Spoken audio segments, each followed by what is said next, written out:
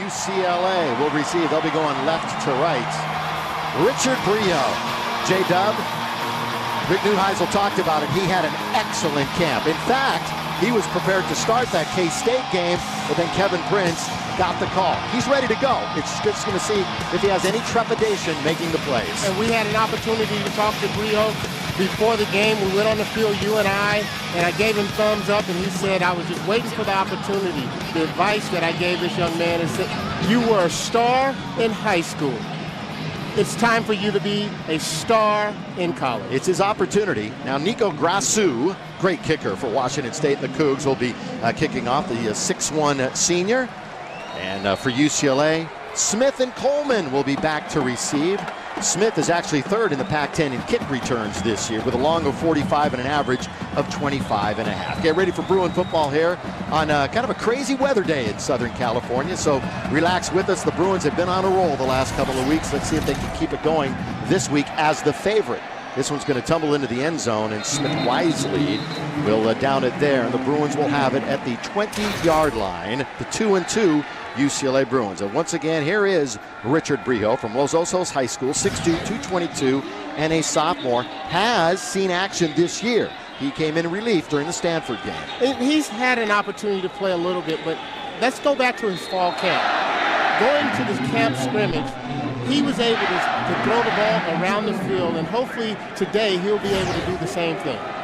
This defense has had issues for the Cougars, and we'll document it throughout. The Bruins will throw. Brio, near side, caught. Morrell Presley, they'll line him up all over the place, but there is a flag on the field, so we'll check the flag.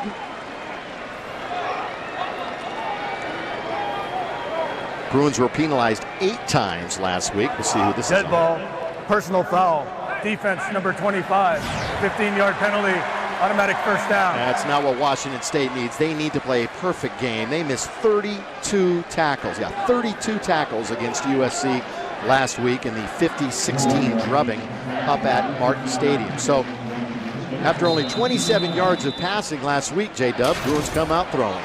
And I think what Chow has said in our interview is that he's going to do what Washington State gives him. Quickly, Brio fires, caught again.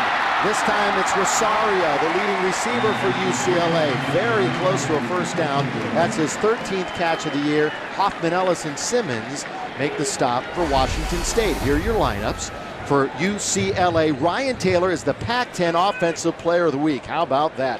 First lineman since 2003 in the Pac-10 to win that honor. Got to get Rosario, Embry involved, and Jonathan Franklin had 118 yards and a touchdown last week. First down as they move the chains for the Blue and Gold. 3 plays, 3 passes, 3 completions, 3 different. Well, no, that was Rosario again to the near side. His second catch. And UCLA simply is just doing and orchestrating the offense. What Washington State is giving them is what they're moving up to. A little deeper this year on the front line for Washington State. Their linebackers, Hoffman Ellis is one of their top linemen, Sam Backer, really fast. And the DBs have been getting torched.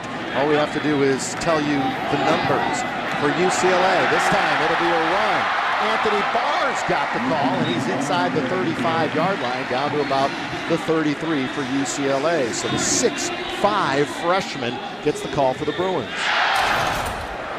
And you have to like how Norm Chow is actually mixing it up.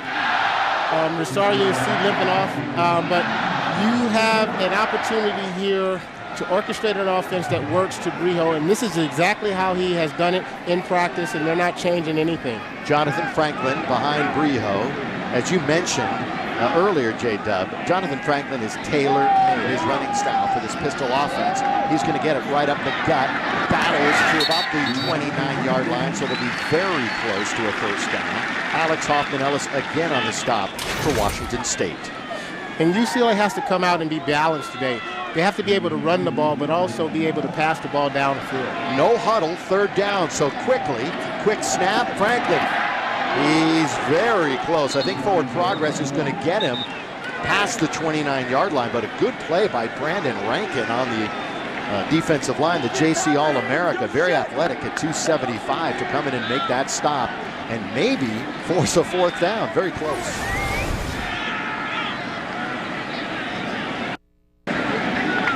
There's a trio of Cougars. Should be, just by eyeballing it from up here, enough for a first down. And the Cougars have had a hard time. They went live in practice 4 days straight to make sure that they can get used to tackling the football because they've had a hard time tackling all week long. Just check out the numbers again for the Cougars. Last in points allowed at 43, giving up nearly 500 yards a game. Last in pass defense at 286 per. 9th out of 10 in run defense at 209. They did create 3 turnovers, picked Matt Barkley twice last week, but still were unable to get the Trojans to punt the football. SC never had to punt it last week. Breho looking over the middle, misses his open receiver down at about the 17-yard line. The target was Randall Carroll. It'll be second down at the 29. And Breho has to be able to hit a simple slant. This is the things that and it's about timing, and it's about getting rid of that game time jitter. This is the first drive, and I think he's done a wonderful job orchestrating and executing. When I say execute, meaning running the offense, the chow, and the plays that he wants to run. Rosario getting treatment on the bench, and we'll keep you posted on that. Franklin is the running back. He will get it up the middle. Again, minimal yardage. And it'll be a third down for UCLA. And this year on third down, they are 30%. Opponents are converting 42% of the time against Washington State on third down. So third down from the 26-yard line. There's Nelson Rosario getting the treatment. And this third down is where the UCLA Bruins have to improve. 6 of, I think, 27 have been successful, but they have to be able to convert third down. Breho on third down. Got a man caught. First down and more. Down to the 13-yard line. Taylor Embry move the chains for the blue and gold. They're in the red zone here on drive number 1 of the football game.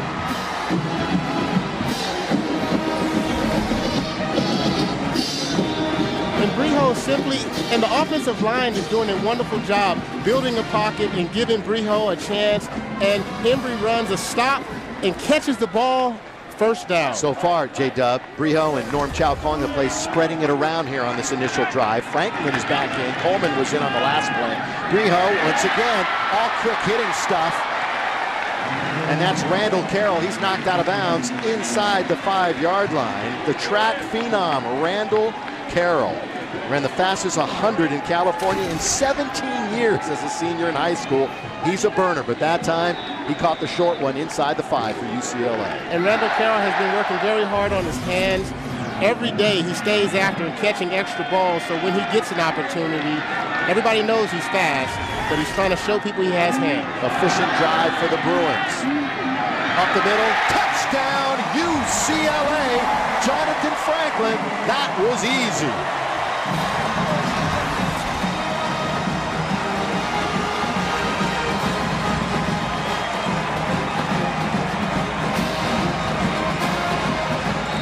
What UCLA has offered to Washington State is the simple run.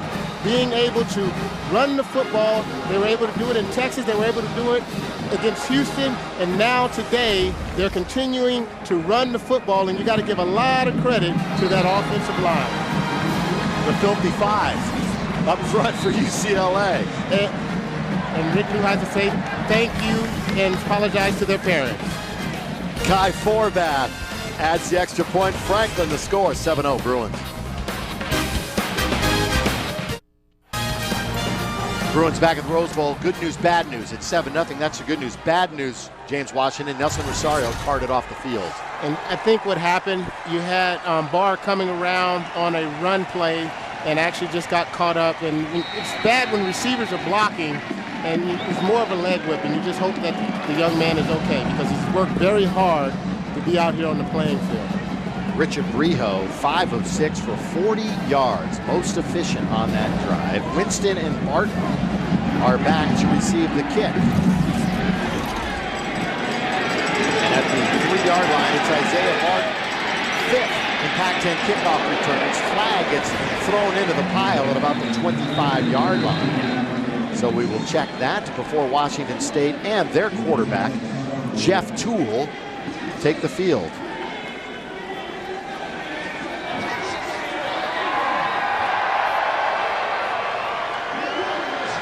Dozen plays for the Bruins to get on the board 7-0. We're 4 minutes in. A relatively lengthy discussion. Prior to the return, an illegal wedge was formed half the distance to the goal, first down. 2 big penalties for Paul Wolf's team. And the rule has changed in college where you can't allow 3 guys to form a wedge, you know, and just kind of mull over guys. So when you see on a kickoff, when 3 guys form a wedge, it'll be an automatic penalty. Last time Paul Wolf was in this stadium, he was playing in a game where Washington State upset #1 UCLA in the 80s. So great memories for him. Jeff Toole, the starting quarterback, isn't there yet, but he's growing, he's learning, and they really love potential that Jeff Toole has. He's already put up better numbers than he did last year when he had his red shirt pulled at the Coliseum against USC. James Montgomery, great story, battling back from a leg injury that nearly cost him his career. And he is back, the 5'10 senior. Let's take a look at the lineups for Washington State up front. Last week, maybe their best effort, despite that score. They protected pretty well. Yes, he did have 3 sacks, however. Montgomery's a running back, but it's the wide receivers that are really the story here, especially Carstetter, the big target, and Marquise Wilson, who we'll see, the freshman. Throw to the far side, caught, out of bounds, first down at the 24-yard line. That's Jared Carstetter, who caught a touchdown pass on a trick play during their initial drive last week. And you will see that Washington State will try to test Aaron Hester. Here's your UCLA defense. There's a change up front, and we'll get to it. These linebackers are so good. Larimore, Westgate, and Ayers. Tony Dye has been a man, an absolute workhorse, overshadowing at times Raheem Moore. This one's knocked down at the line of scrimmage for the Bruins, and it will set up a second down. And getting back to my point about the matchup, I think what you're going to see is Darren Hester will have to be able to make the play. This is a great opportunity where you're starting to get pressure on the quarterback, and who else but Ayers basically making another play. He's just phenomenal on the football field. That's good pressure by David Carter, too. Toole will run it out to about the 30-yard line. He'll be about 4 yards short of a first down where Patrick Larimore made the play. Larimore forced a couple of fumbles. 2 weeks ago, he was the Pac-10 Defensive Player of the Week, and just last week, Sean Westgate got that on. And I have to say, the biggest surprise on this UCLA Bruins defense has to be the other linebackers besides Akeem Ayers. You know, Larimore and Westgate has done a wonderful job. Yeah, as poor as they were playing the first couple of weeks, they're playing that much better. Things are just slowing down for them now. Toole, pretty good time in the pocket. Now it breaks down, and he is pushed back at the 31-yard line. Going to be well short. Cassius Marsh led a trio of Bruins on the stop. It'll be 4th down and a punting situation for the Cougars. What has changed from the first 2 weeks compared to the second 2 weeks is how they're like bumblebees, and they're all attacking the football on defense. And it's not one guy that's making the tackle, it's a team that's making the tackle. What are they preaching, James? Hey, fly to the football. Fly to the football. That's exactly what Coach Bulla tells them. Moving around Reed Forrest, and then kind of pooches it down the field on a line drive, and this is going to be extremely effective. It is touched, should be down around the 10-yard line. I'm going to kick it at around the 11-yard line. We'll see where they eventually mark it. Right now, though, a 56-yard effort by Reed Forrest, the senior, one of the great punters in the country. We'll see in a minute.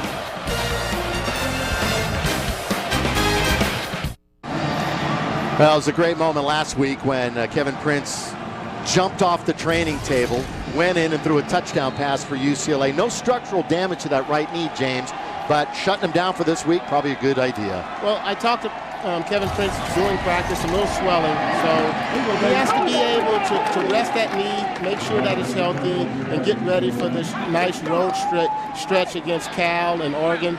They got a bye coming up after the Cal game. So, I mean, he's still the quarterback for this UCLA Bruins team. He's still the leader, and he has worked hard to be the leader of this team. And it's good to have Brio getting some reps because he deserves to play also. You know, it's interesting. You look at those numbers, 285 for the year. Last year alone against Washington State, Kevin Prince threw for 314 yards in the big UCLA win up at Washington State.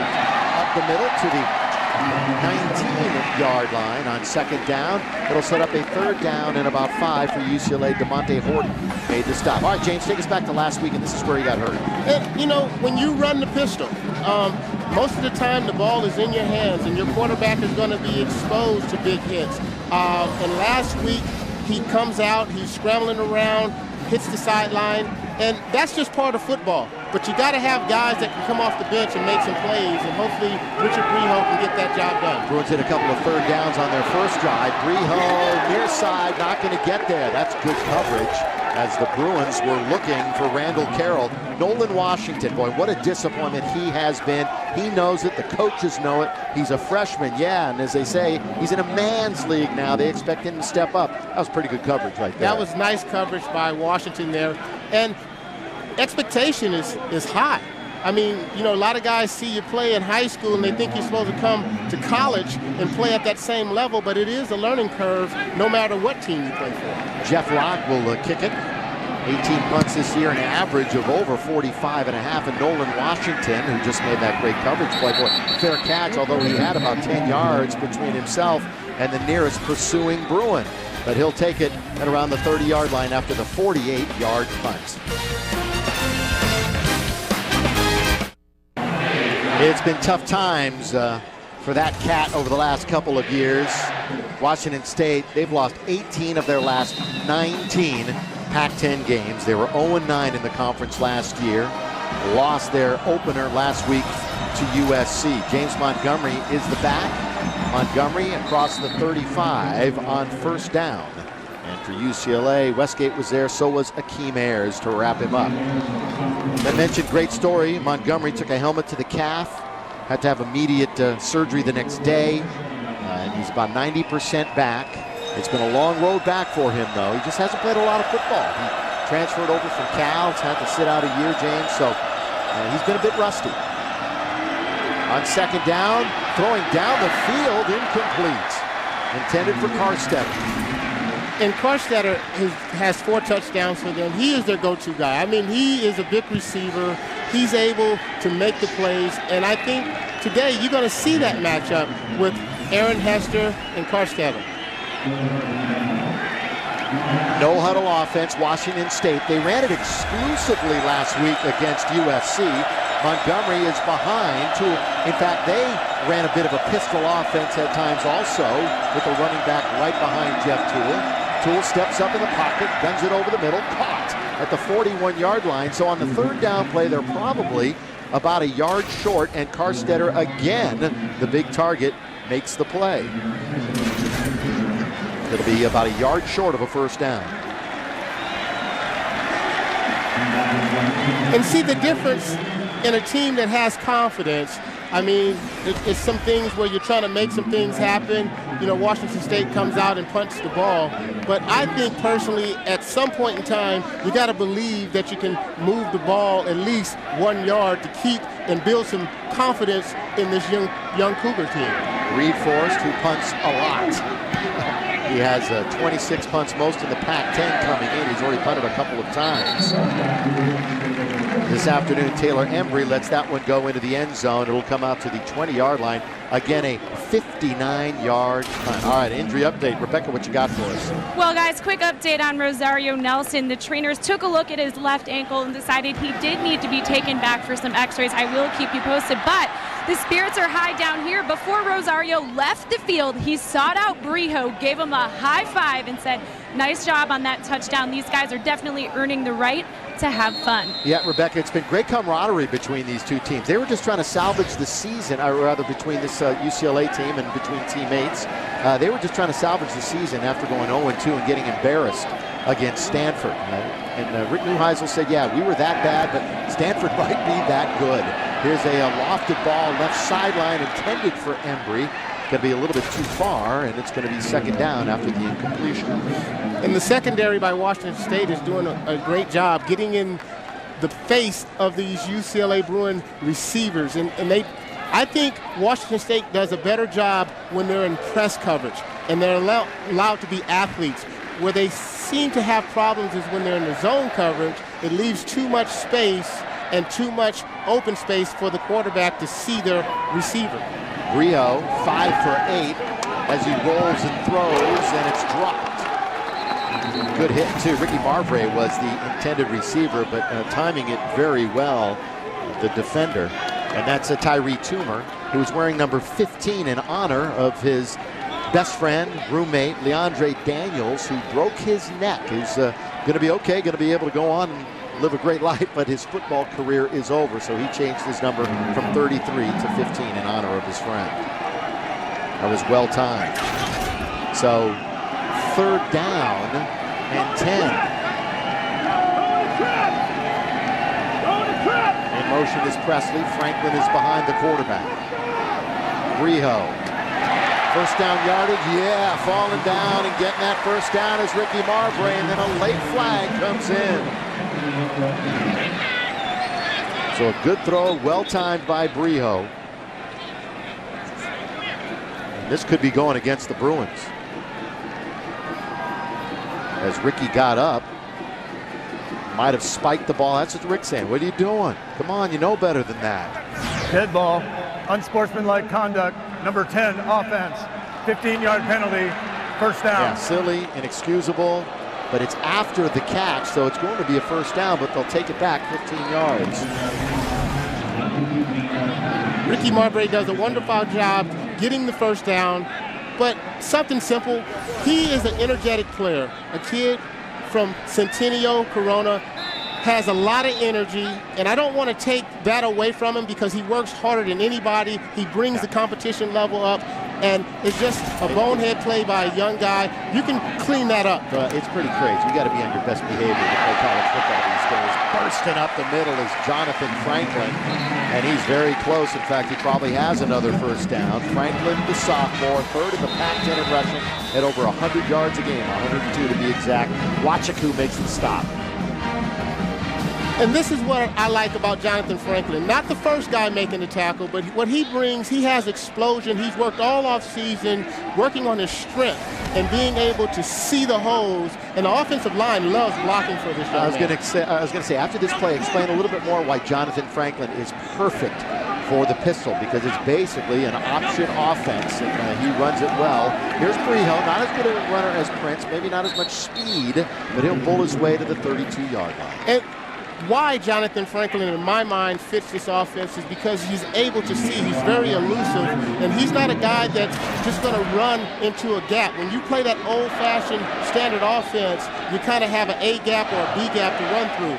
When you have the pistol offense, it's a read type of deal for the running back, and it fits his talent perfectly. The big bull, Coleman, though, now giving him a rest. Derek in the backfield. It's a second down and 5 for UCLA. Straight turn and give. Coleman, first down and more. Coleman at midfield down at the 45-yard line of the Cougars. They'll move the change for UCLA.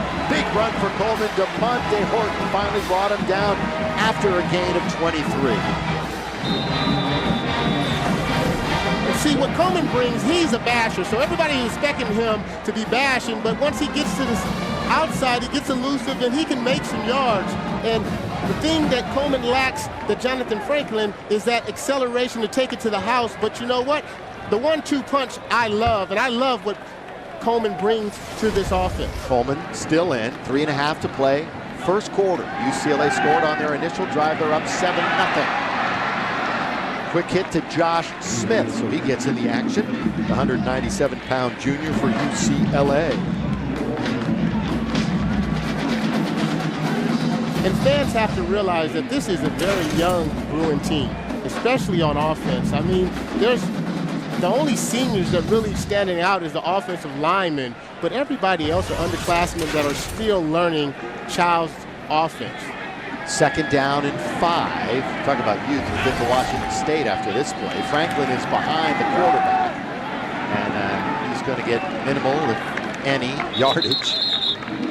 Michael Ledgerwood, the middle linebacker, made the play. Well, 24 guys, James, are seeing their first college football action for Coach Wolf, and at any given snap, normally 4 to 7 freshmen are in there on this defense for Washington State. And that's very difficult when you're trying to win football games, but yet you got to teach young guys how to play. And both teams on both sides of the ball have to grow up fast if they want to win some football games in the Pac-10. With the 3rd down for UCLA, got to get just to the 35-yard line for the 1st down. Trips to the right. Riho gives it. Tripped up. Short of the 1st down. Great play by Michael Ledgerwood. Really well done. His first year as a middle backer, the 6'1", 231-pound junior. And this is go-for-it territory for UCLA at about the 36-yard line. And you got to figure, well, your running game is your bread and butter. Jonathan Franklin has to figure out how to not allow that first guy to make that tackle, then it's off to the races. Now, without question, Forbath can reach from this distance. However, 4th and 1, this team's on a roll. Rick's making the good call here. Rio will throw, though. It looked good at the beginning. Now it's going to go Cougars' way. I'm surprised they threw the football, to be perfectly honest, at 4th and 1. But a great play by the Cougar line, and the Bruins blow the opportunity and turn it over to Washington State. Travis Long made a huge play. So did the Tafau.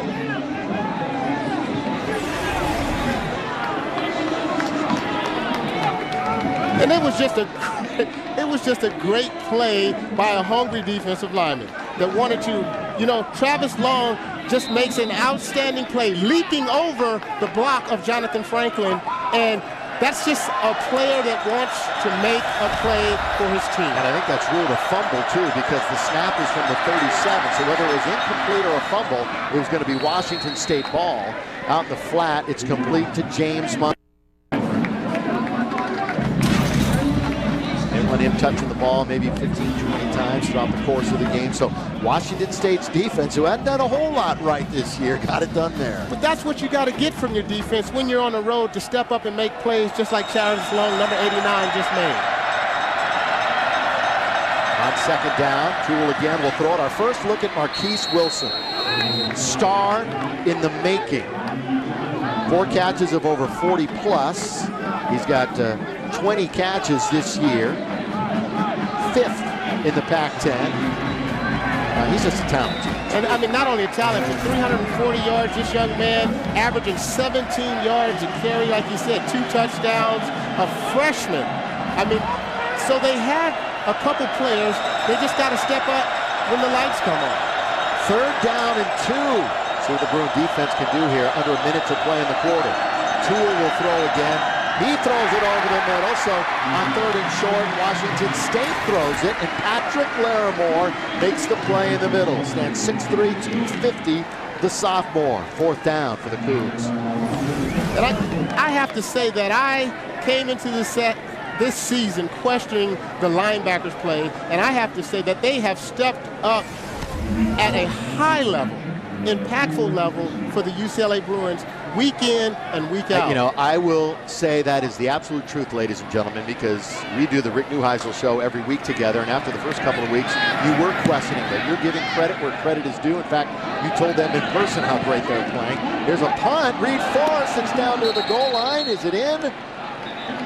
Yeah, touchback just inside. So the Bruin, the entire defense is playing that much better. Tackling has come to the fore also. Another 50-plus punt, 54 yards that time. And that's great hustle by the special teams, trying to make something happen big for their team.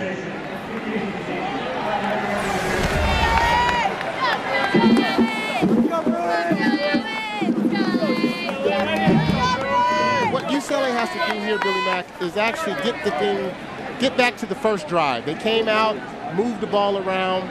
They had I would say, a dumb penalty, but they continue to move. They got to get back to their running game. What got them here, what got them to win against Houston, what got them to win against Texas was running the football. So get back to your bread and butter and get the flow of the offense, and then you can work on the pass game. Rick Neuheisel, as the head coach, has never lost to a Washington State team, or to a Washington team for that matter. Jonathan Franklin kicks it outside at the 40. Franklin across midfield. He's down to the 43-yard line. You said get back to the running game. That's what they did. Go ahead and salute. Well done. Move the chains for the blue and gold.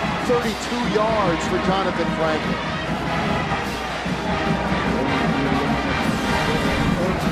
And what you see here is just a simple handoff. Jonathan Franklin finding the hole and getting outside. And then once he's outside, able to use that speed. And that's what Jonathan Franklin does well. Is once he's in the hole, he gets away from the cluster and breaks away and uses his speed to the outside. That was one person, one play, brought to you by One West Bank, one person at a time. And Franklin now 11 carries for 88. They're the numbers, and he'll be on the sideline. It is humid here this afternoon, and the sun is now out shining brightly. Coleman will be in when we start quarter number 2. So far so good for Richard Breho. In there for Kevin Prince. UCLA has 7 on the board. After 15 here at the Rose Bowl, they're on top. 7-0, quarter number 2 after this. Glad you're with us here at the Rose Bowl. A lot of energy around the campus concerning the football program. This month of October has not been good to the Bruins. Remember, they lost 5 times in October last year. Raheem Moore said the worst 5 weeks of my life. They haven't won in this month in a while. 6 consecutive October losses. So they're looking to start over this Washington State team. On the pitch, on the reverse, Josh Smith across the 40, cuts it back inside. He's got some speed, and he's down at the 20-yard line. A little razzle-dazzle for the Bruins. DeMonte Horton made the stop, 22 big yards for UCLA. And Washington State's defensive coordinator made it very clear that, you know, he's been seeing this on film, and it was going to be a play that probably popped up, and Josh Smith is the perfect person to actually run this particular play and work to perfection. Keeping it on the ground, although with the gadget play. Time of possession, sometimes it's not a telling stat, but it certainly was last week against Texas when the Bruins had it nearly 36 minutes. Franklin darts up the middle, inside the 10, first and goal for UCLA. Boy, he's got great vision, doesn't he, James? And it's kind of amazing to watch this young man run the football, because the fact that he, in stature, is only 5'10", 190-something pounds, but he runs with impact. He's not a guy that just kind of takes a hit. He gives the linebacker or defensive back a hit, and it's not one guy that can make that tackle. See if the Bruins keep bashing it. Coleman is behind Richard Breho, and Coleman will get it up the middle. Coleman near the goal line, then gets hit and stood up at the 2-yard line. Where it looked like he was going in, and a good defensive play. It'll be second down.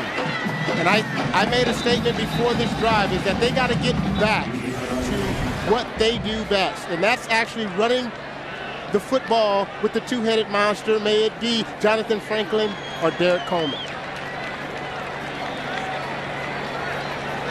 That's Sean Scheller, who is going off the field for UCLA.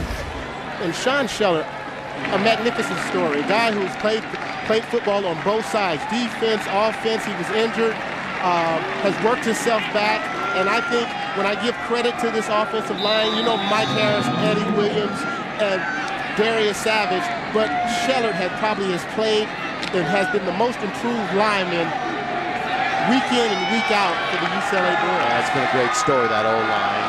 Experience as far as class-wise, but not playing-wise. Lots of seniors up front. Here's the give up the middle. Touchdown, UCLA, Derek Coleman.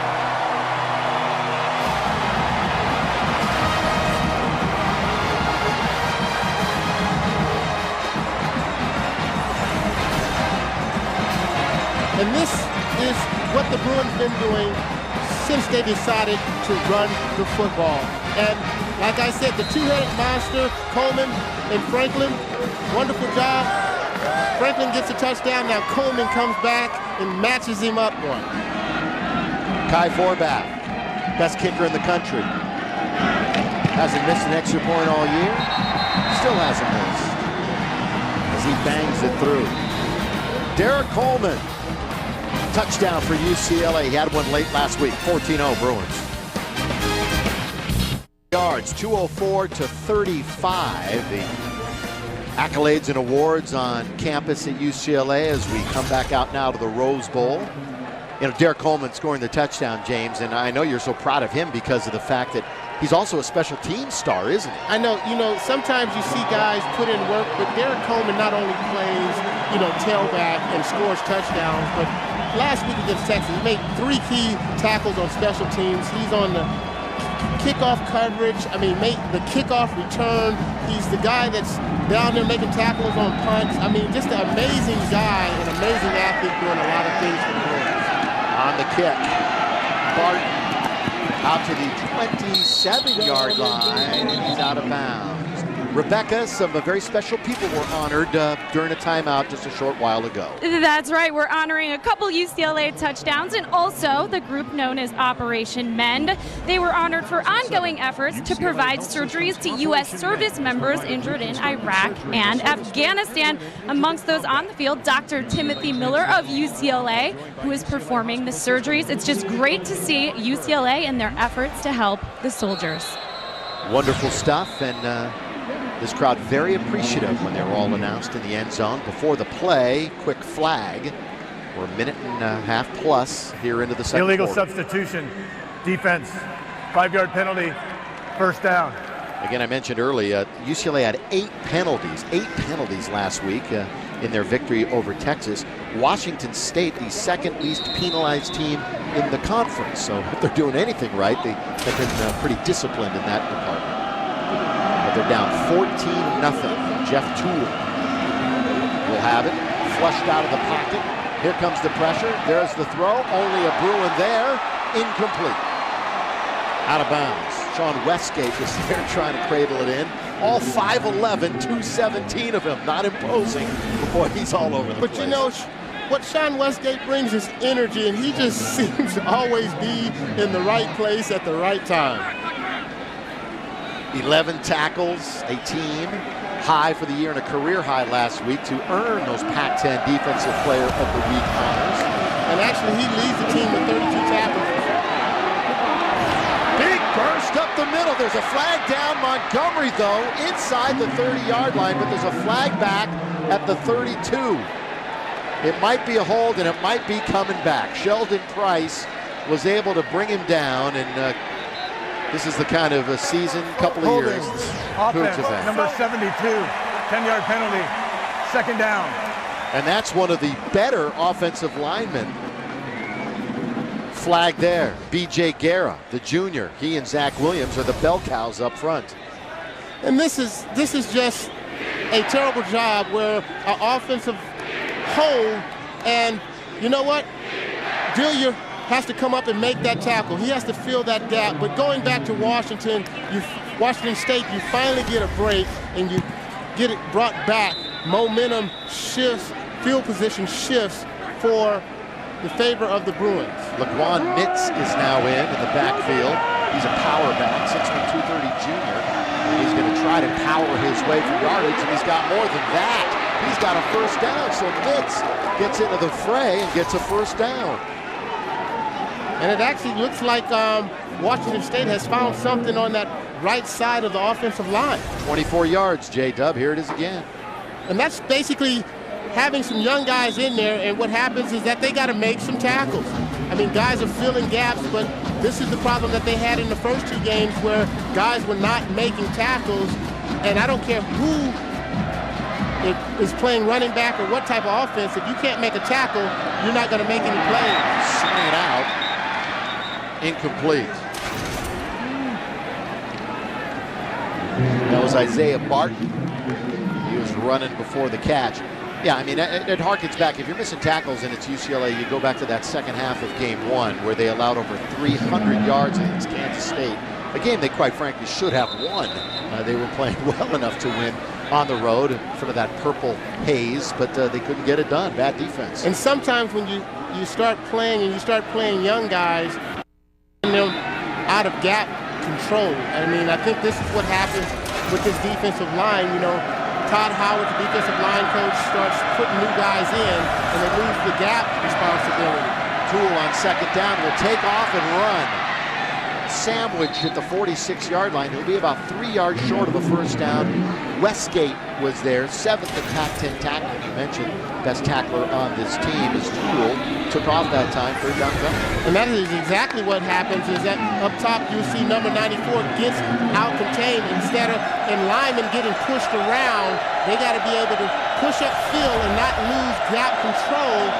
And Toole did a wonderful job just tucking the ball and moving the chain. Third down defense has not been good for UCLA this year. Nearly 50% of the time, the opposition has converted. And this is a third down, and they're going big, and they're going to Carstetter, and he's got it. Jared Carstetter beat Aaron Hester. First down and much more inside the 10.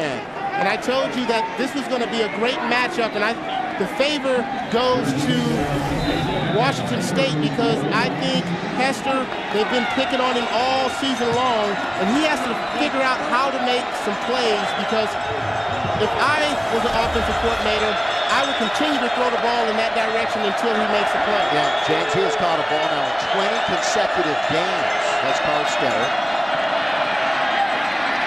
Toole trying to make something out of nothing to the 8-yard line.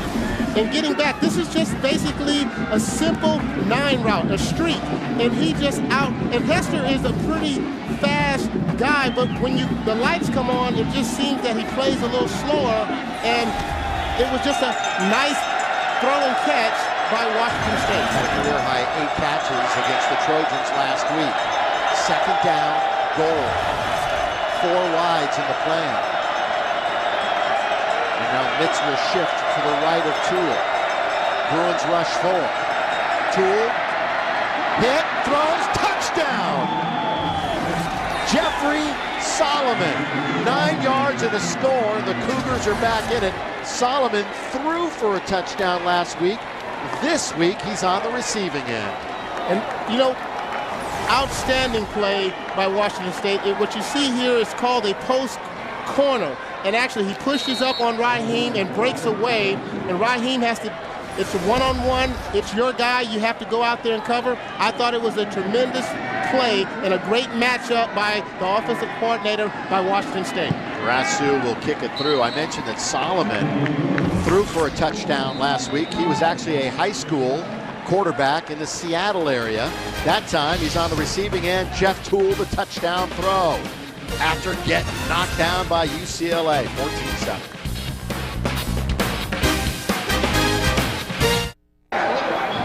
Welcome back in. All season long, Champion Apparel will be showcasing the history and traditions of the Pac-10. Today we highlighted the UCLA Bruins. Champion, it's how you play. James Washington is alongside one of 13 former Bruins in the broadcast media. I was reading that in the notes this week, James. You know that? You're one of 13. Just got lucky, man. On radio and TV. It's always wonderful to work with Billy Mack. Josh Smith will be back deep for UCLA. Well, it's not quite a Texas-UCLA situation, but the UCLA motivation. They've had some prosperity, and don't let the underdog get back in the game. Obviously, Washington State, Coach Wolf, they were saying that all week. Hey, if the Bruins can do it to Texas, we can do it to UCLA. You know, and Nate Chandler gets back there and catches it. He's a tight end. Anyway. He does everything. Yeah, he's a tight end. He's a tight end. He's a tackle on defense, a tight end on offense, fullback when you need a fullback. They haven't really let Brijo throw it down the field, and you got 2 touchdowns on the board, so no reason to do that. But we'll see if they test that ability here on this series. Ball is on the 26-yard line for UCLA. I think I'm big on just sticking to what works. Your pistol offense, you've been running the football. This is what your offensive line knows how to do. So But he will throw it off a play action, step away from the pressure. Well, now he is throwing it down the field, and a late flag. How about that? I don't know if he could have gotten to the ball, but Randall Carroll, another speedster, as I mentioned, those 2 state titles in the 100 and 200 as a high school sprinter. The sophomore was the intended receiver. You can only touch the guy so much. I mean, Randall Carroll. Pass interference. Defense, number 21. 15-yard penalty. Automatic first down. And what Randall Carroll's doing is the stutter move, and then the safety comes over and actually causes the pass interference because he has to allow the guy an opportunity to catch the football. And by the way, Randall Carroll caught his first ball of the season in the first quarter. He did not have a catch coming into this game, so he was the intended receiver. Chima Wachaku was the one who was flagged. Derek Coleman behind Riho. He's going to get it. Coleman gets a couple of yards after contact.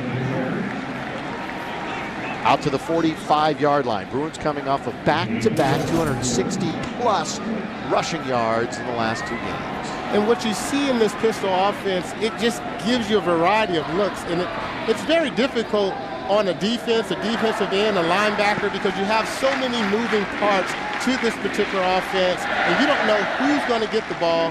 And when you're able to pass the ball out of it, that's just one more added ingredient. Already 144 yards rushing. Going to get about 6 more there, so up to 150 yards on the ground for UCLA. Derek Coleman, he wears on that defense.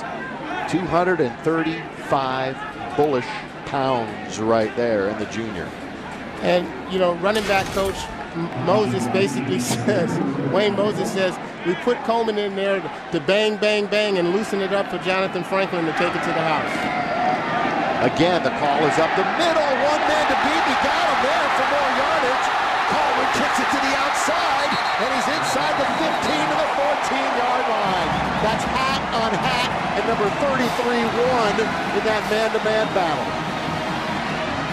He beat Coleman, and then Horton finally busted him out of bounds after 36 yards.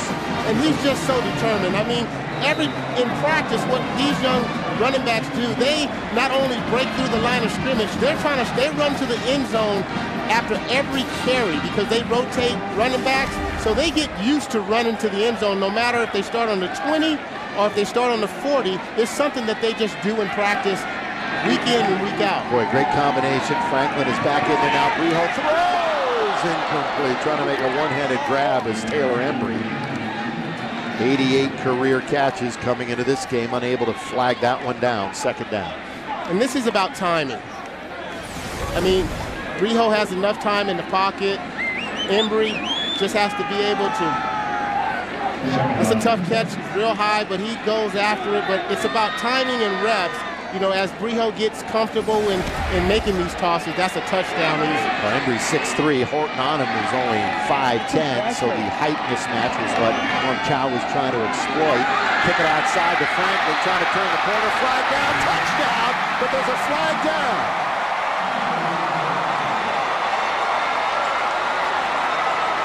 You would think an illegal block somewhere here, holding UCLA. Holding.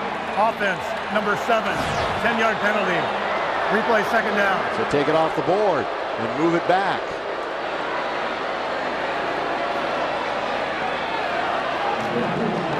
Morrell Presley, the guilty party. Morrell Presley is just trying hard. He misses the block and arm gets hooked around, you know, the defender. But that's just a young man that's trying to make a play. So, I mean, you can't fault it. You hope that he doesn't hold, takes points off the board. But Presley has truly worked hard to learn this F position, and he has become a solid blocker for the Bruins. Franklin already over 100 yards. Coleman, though, is back in. Trying to pull over the line. Down he goes in a heap at the 16-yard line. Bruins have to get down to the 4-yard line for a first down. Coming up on about halfway through the second quarter, 14.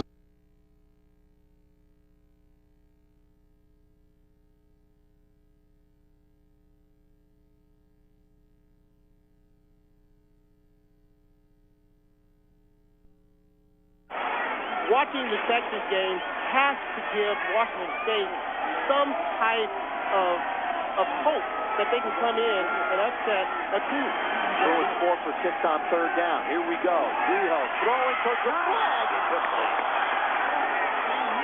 Excellent coverage.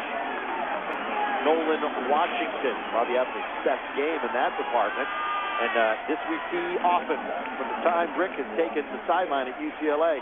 He is not hesitant to give a stern lecture to his quarterback coming off the field. We understand we've had some technical difficulties. We're going to continue to call this game, and hopefully everything will get rectified. Forbath is on. 34-yarder. This should be automatic. That's money. That's bank. Forbath and a 17-7. And like it, nothing like having... So we'll break away. Kai Forbath now 8 away from tying the NCAA career record. They're going to officially credit Kai with a 33-yard kick. 7:45 was the time. A 245-yard drive for UCLA, and they're up 17-7. Isaiah Barton will be back for Washington State. Bruins looking to go 3-2 on the year and level their Pac-10 record at 1-1. Well, the defense got to come out here instead of presence. They have to come out on this drive and kind of take control of this game, because the last 2 drives, they basically have given up yardage and has given confidence to this Washington State team. Let's go down and see what Rebecca's got on the sidelines. Well, guys, after that field goal, it's only fitting that we have one of the most prolific field goal kickers of all time, John Lee of UCLA. Now, you still hold the NCAA record for field goals per game at 1.84. What does it mean to still have that after 25 years? Well, I thought it will break soon, but wow, it just kept on going. But I'll take it as long as Kai Forbath breaks it. That'll be fine with me. And this guy definitely played with Rick Neuheisel. He was your holder. What was he like as a teammate? As a teammate, especially being a holder, me coming out as a freshman, true freshman, starting the first game, he told me, settle down, no need to get nervous. There's 100,000 people, but no problem. So he calmed me down quite a bit, and it was a big help. Thanks so much, John, guys. Thank you, Rebecca. And you know all about John Lee, don't you? Actually, John Lee actually made me the MVP of the Fiesta Bowl in '85. I intercept the ball, and I take it down, and John Lee actually ends up kicking the field goal to get the job done. And Rick looked real good down there in the position holding. He did that a lot, didn't he? Yes, he did. Look at John. There he goes. He says, as long as Kai Forbath breaks it, he's cool with it. Toole went down on the sack. Winston now for Washington State. It'll bring up a 3rd down now for the Cougars. And what the UCLA Bruins have to do here is actually start tackling the football. Get back to what they have done well. Is tackle the football, may it be screen passes, may the defensive lineman, and you'll see where Akeem Ayers, number 10 in your program, now he'll go down as a defensive lineman, and he will rush or drop as Toole, he's hit, throws, nearly intercepted, or is it picked? No, incomplete is the call. Incomplete as Sheldon Price was there covering for the Bruins. Marquise Wilson was the intended receiver, and just to give some credit where credit is due, while Rebecca was talking to John Lee, it was David Carter who registered the sack on Toole a couple of plays ago. It'll be 4th down. And I've said that this defense had to come out and make a stop and reestablish their presence in this football game, and they did a wonderful job in that possession. And Sheldon Price did a wonderful job breaking on the ball. Taylor Embry. You see Reed Forrest, very different kind of presentation when he comes up to the football. Always takes a couple of steps to the right, and kind of sidewinds it down the field. It'll be a fair catch after a 38-yard punt. By the way, each and every Monday at 10:30, it debuts. It's the Rick Neuheisel UCLA Football Weekly Show, starring James Washington. James will break down film with that guy. They do it on Sunday, and then you get to see it on Monday. They do a wonderful job, though. I mean, you do a wonderful job. No, I don't do it. I thought you said you do a wonderful job. I say they do a wonderful job in the film room, and when I say that as a crew, as a film crew and a producer. Pat puts all that together, Yeah, man. it's a good show. It's fun. Here's a handoff to Franklin. Franklin outside. He's got room. Somebody lost a hat. It's one of the UCLA linemen down to the 32-yard line. That was Ryan Taylor. Well, you know what? He got Pac-10 Offensive Player of the Week. He wants everybody to see what he looks like. So I said, I'll just lose my helmet. 32-yard run, first down UCLA. It's not often that you see this, but Jonathan Franklin, actually Ryan Taylor and Jonathan Franklin are roommates. So he's actually, I don't need a helmet to block for my roommate. Look at he kind of just get out of here. He just got his hands on the helmet. 14 carries, 135 yards now for Frank. It's huge numbers, and we're still in the second quarter.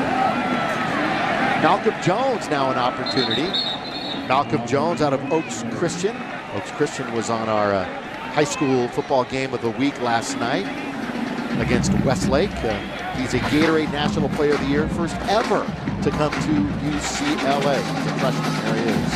And what Malcolm brings is two things. He actually brings explosion, and he's able to get to the outside and take it to the house. The thing is that he fumbled early, so now he has to gain his confidence back with that and not, tiptoe, but just be Malcolm and do the things that he has to do.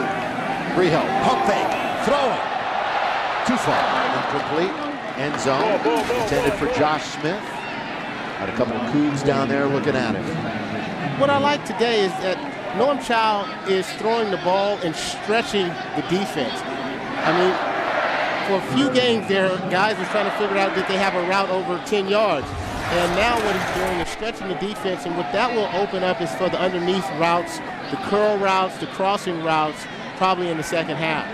Let's not forget the guy calling the plays has tutored 3 Heisman quarterbacks during his coaching career. Jonathan Franklin is in the backfield, and we've got a timeout. Timeout Washington State. With 5:13 remaining here in the second quarter and a 10-point deficit for the Cougars.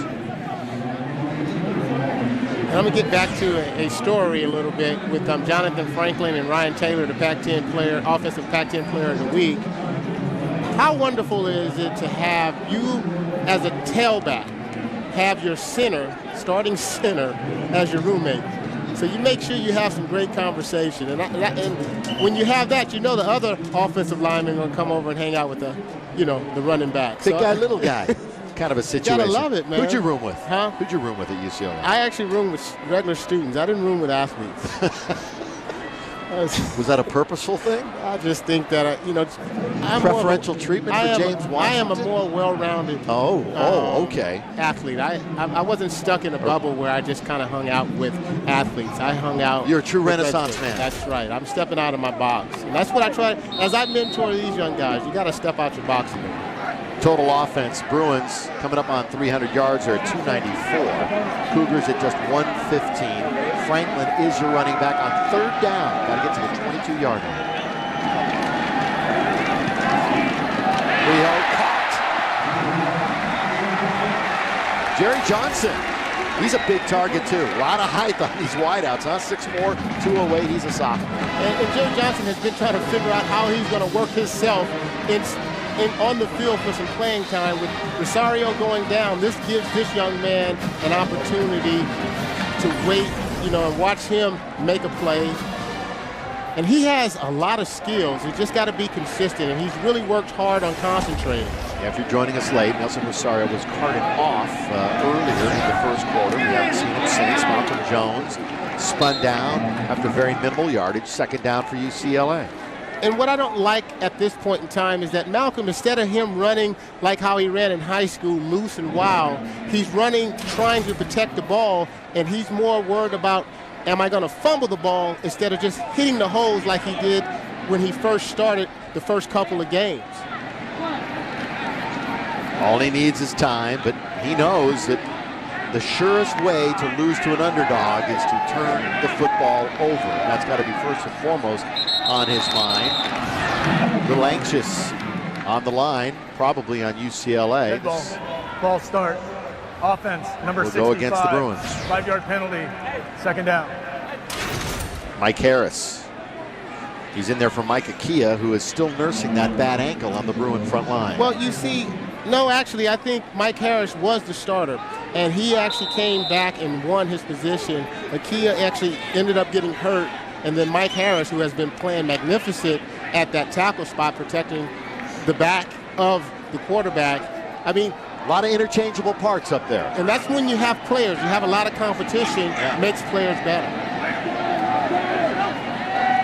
Riho gonna get hit, throws, caught. 5-yard line, 2-yard line, Ricky Marbre. He's a guy that just makes plays. Had a chance to see him a couple times in high school when we did games with him, and like I said, lined him up all over the field.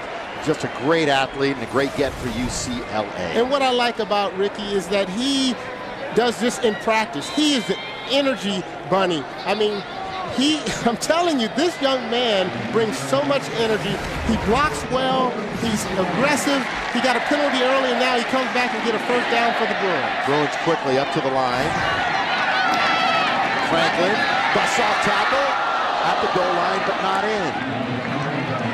It'll be second down for UCLA. Trying to up their lead here. Just over 3 minutes to play in the second quarter. It's been a great last 2 weeks for Rick Neuheisel and UCLA after stumbling and fumbling their way to an 0-2 start. And I think Richard Briho has done a nice job controlling this offense and calling the plays and executing the plays that's coming from up top from Norm Child. You saw the pertinent numbers on this drive. Briho has still got it rolling. He scampers past one, and that's it.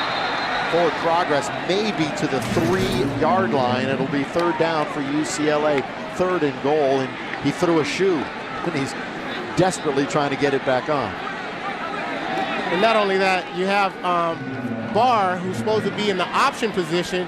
He didn't block anybody, but he wasn't in a pitch position for Briho to toss it to him. So, I mean, that's when you have some young guys out there, they're just kind of running around. All right, what are you calling here? Third down. Yep.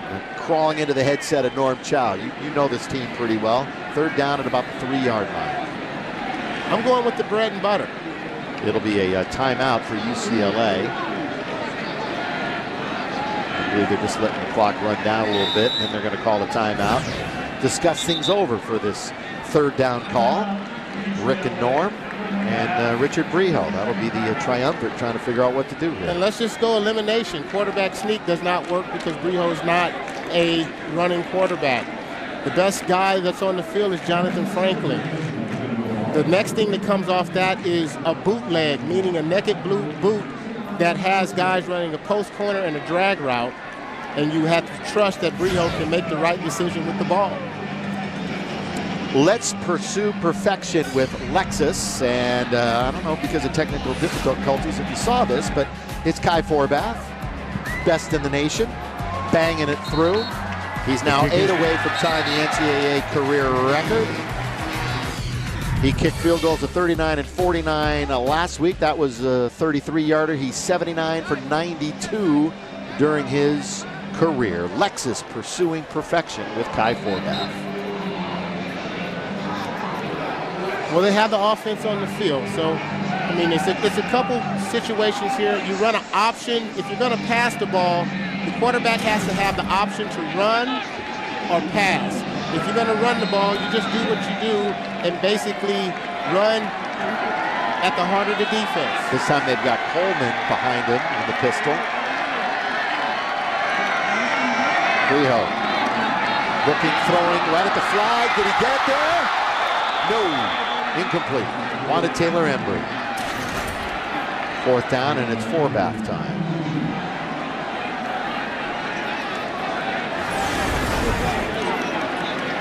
And I'm having a hard time with actually Taylor Embry this year. I mean, this is a guy who's had sure hands all season long. I mean, since he's been here, he's a junior, and he was a go-to guy. And then all of a sudden, this particular season, he has not been the guy who catches the ball with his hands. And it's like it's a lot of things that's going on with him, but he has to step up. And I had big expectations for him this season. 20 yards. Forbath got it. And we knew he'd be the big weapon for UCLA coming into the year, and he has not disappointed. 27 Bruins over Washington State. So there have been some injuries, and Rebecca, you've got an update. What you got? Well, yes, guys, Rosario Nelson is done for the day. He has a left ankle sprain. He will not return, and it's a great news that Jerry Johnson is continuing to step up for the receiving corps. Good stuff. So there's Nelson Rosario, as mentioned, getting carted off early. So Rebecca on the spot giving us that information. That's a big loss for the Bruins. He's a big target, and if they were going to try to get their passing game going today, Nelson Rosario is a big component in the passing game for the UCLA Bruins. But the positive is that they got a lot of young guys that's just itching to get an opportunity to get on the field, like Johnson, you know, Randall Carroll, Ricky Marbre. These young men is just looking for time, and my deal is the more time you get on the field and you show up, the more time you'll be on the field the next time. Well, it's a good opportunity if the Bruins can continue to up this lead to get other guys on the field. It's Cal next weekend. It's the double weekender for Southern California college football fans. USC will be up at Stanford, and the Bruins will be up at Berkeley. So the Bay Area will be crawling with Bruins and Trojans. It should be an interesting weekend. And then, of course, the Bruins have that bye, and then Oregon on the Thursday night national TV game. So that's looking ahead to some meat of the schedule is coming up as far as the Pac-10. Nice to maybe get off to a good start against a team you should defeat in Washington State. Right now it's 20-7. And not only this, you have to continue to set the tone on defense. You have been allowed to have rest and sit. So it's not like you're coming in playing plays. You'll see some young guys step in here. They got some nickel defense working, and a lot of young guys are getting an opportunity to play. By the way, that game next week in Cal, that's our national game on FSN. So that means Barry and Petros and Rebecca are all going to be up there. So, and Petros is excited. And here's a young guy, number 1, Dietrich Riley. I mean, he is a physical football player that just came up and made that tackle. Carl Winston was the ball carrier. Now on 2nd down and 5. Again on the delay, Winston finds some room to the outside. Going to get enough to move the chains, I think, although the spot now is going to be short. Just short of the 30-yard line. So it'll set up a 3rd down and about a half a foot with 1.5 minutes remaining here in the second. And what Washington State has to do here, Billy Mack, they have to kind of get something going before halftime so they can go back to the clipboard and say what's working and what's not working. Just trying to get the 1st down. The sneak will stop the clock. They can reset quickly. Of course, this plays into the hands of Washington State anyway. They're usually on a bit of a 2-minute offense with their no-huddle, up-tempo. That's what they want to do. So this is not out of their norm. And this is kind of playing in their hands, but hopefully that the defense is ready for this. I mean, you have different guys in the field. Abbott is at the corner position. Cougars have 2 timeouts to play with. We're at the 30-yard line. Toole in trouble. Hit, throws, deep in the air. Boy, a little wrestling match around the 25-yard line. Good no call. And Marquise Wilson, the intended receiver. They got another freshman, Christoph Williams, who has been battling turf toe. Once they get him out on the field, too, he and Wilson and Carstetter, that's going to be a great threesome. There's a former lineman at Washington State. He's fired up, and I think he does have reason because they called a pass interference on for UCLA, but should have worked the same way. Up in the air, incomplete. Raheem Moore was on the coverage. Daniel Blackledge was the intended receiver.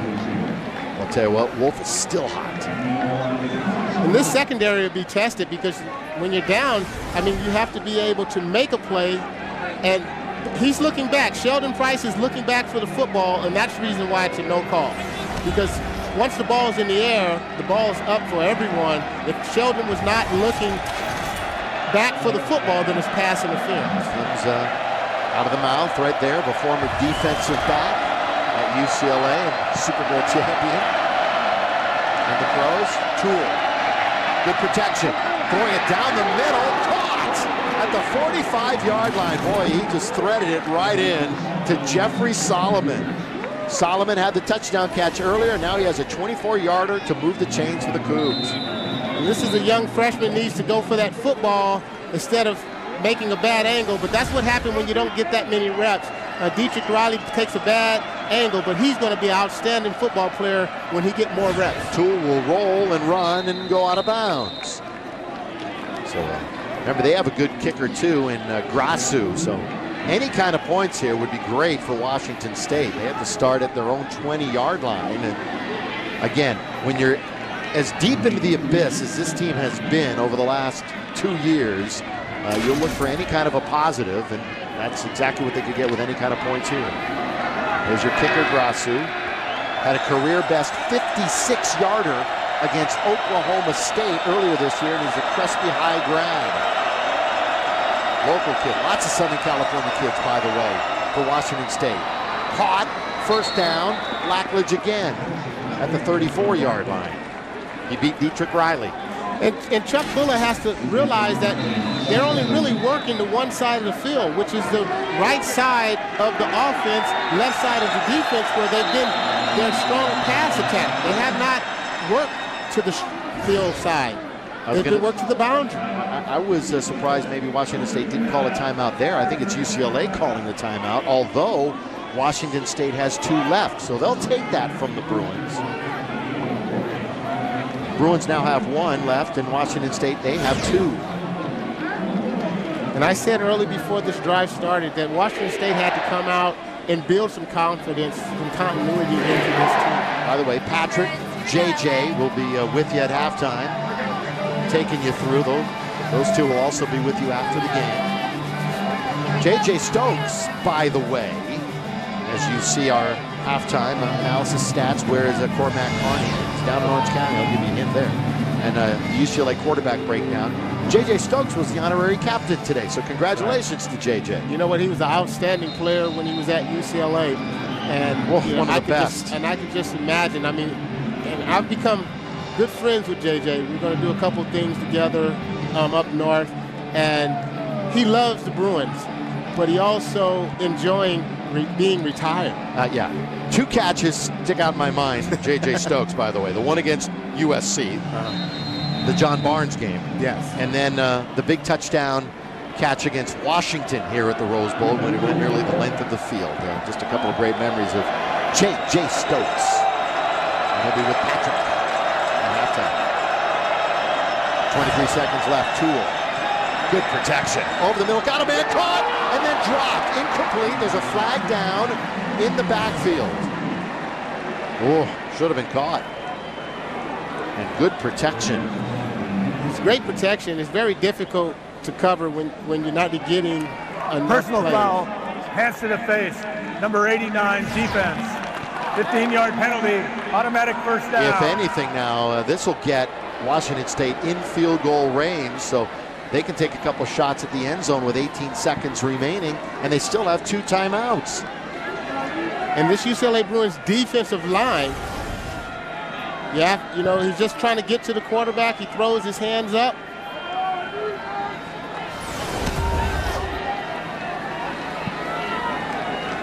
That's Nate Chandler. They moved him inside. Owamabe Odigizua has really earned some time for UCLA, the freshman defensive end, so they wanted to get him some more snaps, so they've moved Chandler inside. Remember, he's a former tight end.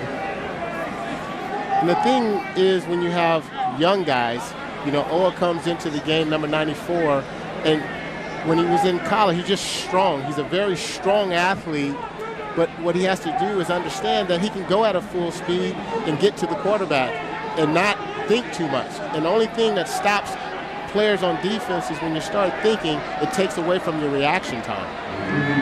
Yeah, well, the Bruins figured they could rush on Paul Wolf's team. Washington State has allowed more sacks than anyone in the Pac-10. 13 coming in. Bruins have one here this afternoon. Carter got it. Toole with Montgomery behind him. Over the middle. Caught. Touchdown! Daniel Blackledge has got it. So 80 yards for Washington State in the last couple of minutes. That's an 18-yard touchdown catch. 10 plays, 80 yards. There's the capper. This is how you finish it, and this is building confidence. Abbott has to play some defense, and I think that Washington State has opened up a can of worms for the Bruins, because if they have time to throw the football, the defensive backs have not covered at all today. Kick is good. Ball game, 20-14 at the half, although we still have 13 seconds remaining in it, and I'll tell you what, Rick is going to be unhappy, and rightfully so. Boy, perfectly in between 3 Bruins. And that's what happens. I mean, you not only have to, we came in here and I thought the matchup, and you personally thought the matchup was going to be the receiving core against the secondary. And even though the score says different, at this point in time, I think the receiving core of Washington State has outplayed the defensive backs of UCLA.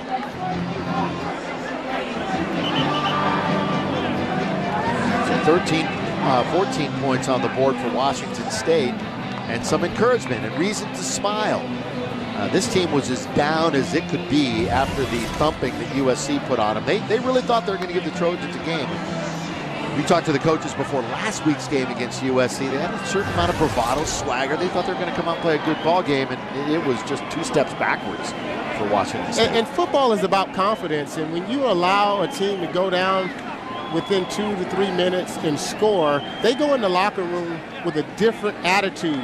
Now, if you stop them, I mean, and it plays twofold. And when I say the secondary hasn't played very well the first half, the defensive pass rush hasn't been able to get there neither. So, as a defensive back, you're only good as your pass rush. And if a quarterback has time, it's kind of like 7-on-7, and it's very tough. Grazou will put it in. They did this a couple times also last weekend, this week, trying to eliminate a big play. But, you know, Forbath has got a leg, and you're already on the 41-yard line. You got, what, 13 seconds? You've got a timeout. So I think you got to give it at least a shot. I don't understand I don't understand that one neither. I'm saying your team is moving. The confidence is growing for your Washington State offense, and then you pooch kick it, and you give them great field position. Great field position. You have 1 timeout. UCLA has 1 timeout. They can throw the ball down and call timeout. They're allowed to throw the ball over the middle of the field because they have 1 timeout. Briho will throw, incomplete, and you can still get a play in. Got to get it quick though, but you got 8 seconds. You got to call a timeout to get out of bounds right away, but he missed the target that time. Looking on the inside, 8 seconds remaining. Here in the first half, remember, Patrick and JJ at the half, they're getting set. And this is where Nelson Rosario is missed deep. When you run that deep end behind the 9 route that goes up and clears out, Rosario is usually that guy that's catching that post over the middle. 6'5", Nelson Rosario. Briho, they're going to give it up the middle. That'll be that. Jonathan Franklin gets hit, and the Bruins will let the clock run out. So UCLA, big favor coming in after beating a top 25 Houston team convincingly here at the Rose Bowl, then traveling down to Texas and shocking everyone. Are in a ball game, 2014. Rebecca's with Coach. Coach, 80 yards and a touchdown for Washington State to end this half. What corrections do you make with your defense? Well, we have to do all the basic fundamentals. We just played a little bend and break, and they showed they're good enough to go down the field and make plays. We got to get a little more aggressive, and we got to get our locker room excited about playing the second half. Over 300 yards for your offense. What can you say about Briho's performance? Yeah, but we're shooting ourselves in the foot with some penalties and some missed opportunities. We've got to go play a better second half. Thanks, Coach. Thank you, Rebecca. Not pleased as expected. Rick would expect more. The number one thing this week, don't have a letdown. Washington State is in this game. Coming up the half, Patrick O'Neill and JJ will have analysis stats. Where are they now with Cormac Carney, and a breakdown of the UCLA quarterback situation when we come back after this. Well, the Cougars, it's got to be an emotional locker room for them. 20-14. Down by 6 points to UCLA. And you can see they are coming out little fire in their eyes. Let's take a look at the stats, James. Just one turnover in the game. It's when UCLA actually fumbled the ball on a 4th down. So turnovers have not been an issue, and total yardage definitely in favor of the Bruins. Well, in favor of the Bruins, 223 yards on the ground. Jonathan Franklin, 140 yards in the first half. That's getting back to the basics. But the thing is, since the first drive, you had Briho, I think 5 of 6, and then since then he's been, not getting the job done. He has to convert and actually complete passes. I think he's only completed 4 passes since that first drive. And 5 penalties for UCLA. Remember, a touchdown from Jonathan Franklin was taken off the board for the Bruins. 9 for 18, 96 for Briho. You got to remember, 3 out of the 4 games this year, UCLA quarterbacks have not thrown for 100 yards. So the passing game hasn't been there all season long. And I don't know what it is. Is it just execution? And when I say execution, I mean being able to actually throw and complete the ball. And I know you see Kevin Prince sitting there thinking that this was an opportunity to get that passing game going, and he has to sit this one out. Yeah, Prince on the year has only completed 46% of his passes. That is not very good in that regard. Not a ton of yards. Has managed the team well, though, the last couple of weeks. I think that's been the most important thing, managing this team. And it's pretty much managing it, especially in the pistol offense.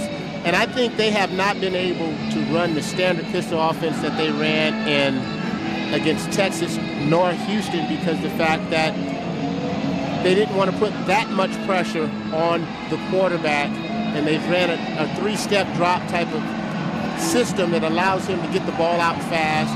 But he just has to complete those balls just like he did the first half. Well, there was a ton of coach speak from Rick Neuheisel during the course of the week. Just because we played well, should we cancel Christmas? That was one of his great lines. And he just wanted to see how hungry this team was, see if they could continue to thrive and have success. And right now they are in a game with the big underdog Washington State. And the Cougs have it with Isaiah Barton to start the second half, moving right to left in their white and red visiting uniforms, and they will set up shop just outside the 30-yard line here to start the second half. And if I'm Washington State, I'll come out and do exactly what I did at the end of the first half, is let's test this secondary and make the defense put pressure on the quarterback, because those are 2 things that you have to look in this second half. Will UCLA's defense be able to apply pressure to the quarterback, and will the secondary be able to cover? James Montgomery. Again, if you weren't with us earlier, compartmental syndrome is what he had. Got hit in a game last year in the calf against SMU. Everything was all right for the most part until the next day when it was hurting very badly, was burning. He went in. There was no blood going to the muscle. They had to perform emergency surgery. He could have lost a leg or his life, to be perfectly honest. And it took a while for him to come back. And he had a 70-yard run against Montana State this year, although they lost Ricky Galvin, the true freshman running back, on the first play of the season. Broke a forearm against Oklahoma State. So much was going to be expected of him, so the fallback was on Montgomery to come back even that much quicker.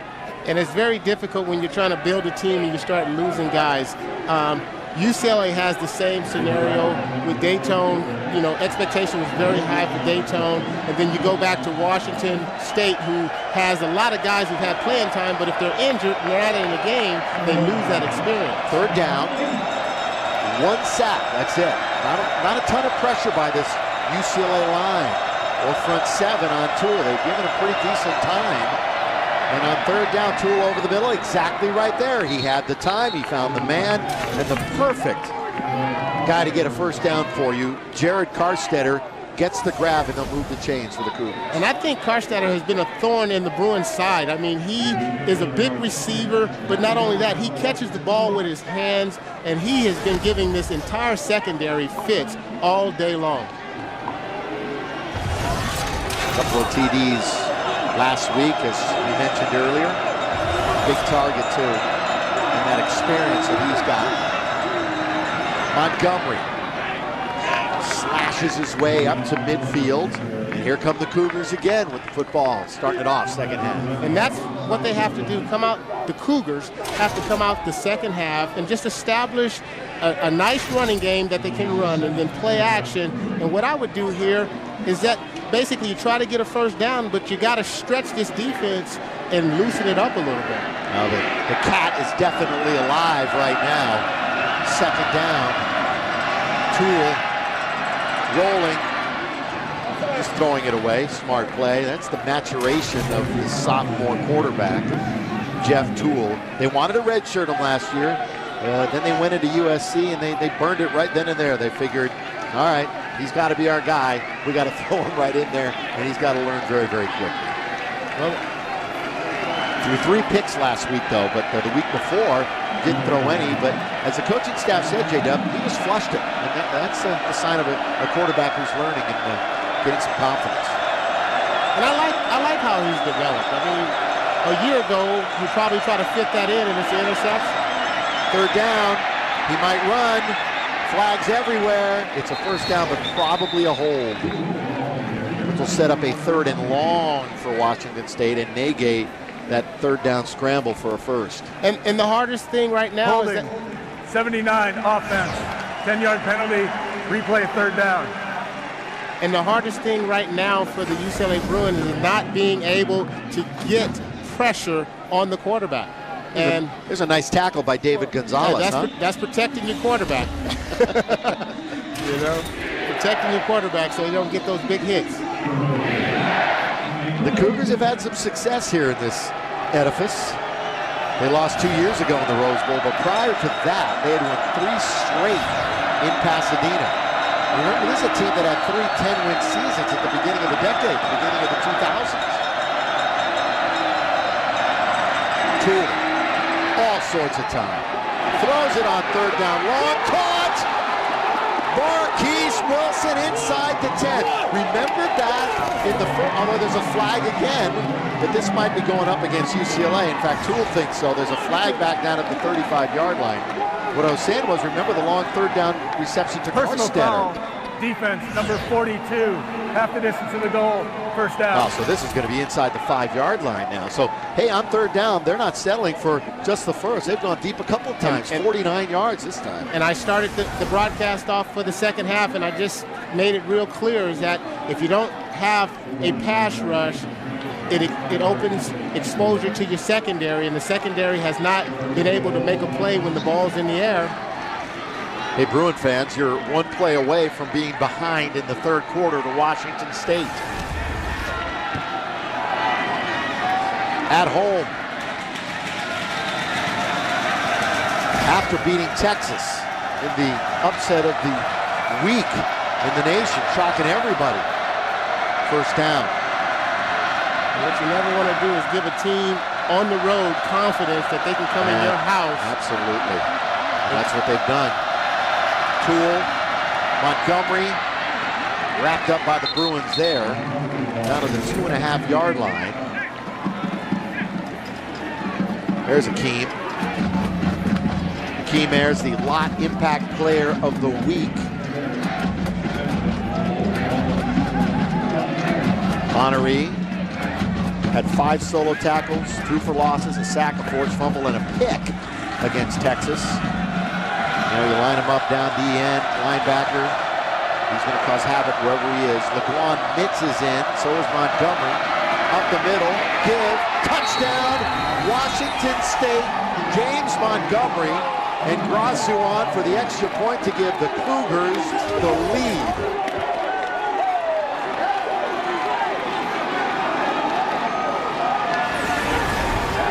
And this is just a simple play. Guys just playing harder up front, offensive line just holding their blocks, and the running back finding the hole. Touchdown by Washington State. And you know, the thing about it is Washington State has not been able to run the football at all this year. I mean, they've been flat out horrible. Bad execution, blocking, the pad levels, as the coaches have been saying. Because, you know, when you average 89 a game, you're not getting it done at all. But Montgomery scores, Toole knew it, and it's 21-20, Washington State. 9 plays, 68 yards, took just over 4 minutes. It's 2 big third down conversions, long passes that have meant the difference for Washington State so far.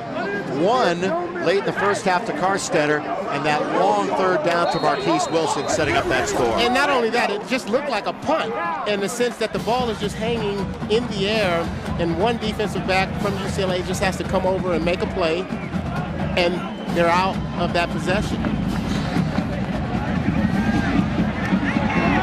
Smith for the Bruins. 27-yard line. Hey, Rebecca, that sideline's got to be jumping down there for Washington State. Yeah, guys, the sideline is definitely jumping, but I have to say the mood is more determination over celebration. And, you know, yesterday I caught up with Washington State center Zach Williams, who's a local Pasadena High School product, and he said that the goal this week was just to simply be more physical, that the team just wanted to believe in themselves, go out and fight. They're certainly doing that right now in this ball game. Yeah, Zach Williams, the senior center on that offensive line. And you can see that they're being more physical. And I said they practiced 4 days in pads, tackling, live tackling, and it usually doesn't work that way. But the offense has to come out here and do something. Franklin from Breho out to the 32-yard line. So we'll see what kind of offense the Bruins run out there now. You know, it's easy to run it into the ground and do your ground control like they did against Texas when you're ahead. It's a ball game now, so and this is some great experience. Look at it differently. This is some great experience for Breho to be able to come out here. Now he's behind, and now he has to orchestrate a drive to keep the Bruins moving. Franklin, up the middle he goes, close to a first down, hanging on to the football. Did fumble it once last year. That was a problem he needed to rectify coming into the season. Remember, he fumbled it 8 times last year, only had a couple of drops this year so far. Well, you know, what Jonathan is really concentrated on is being a leader. And not being a leader vocally, but working on his strength and working on some of his weaknesses.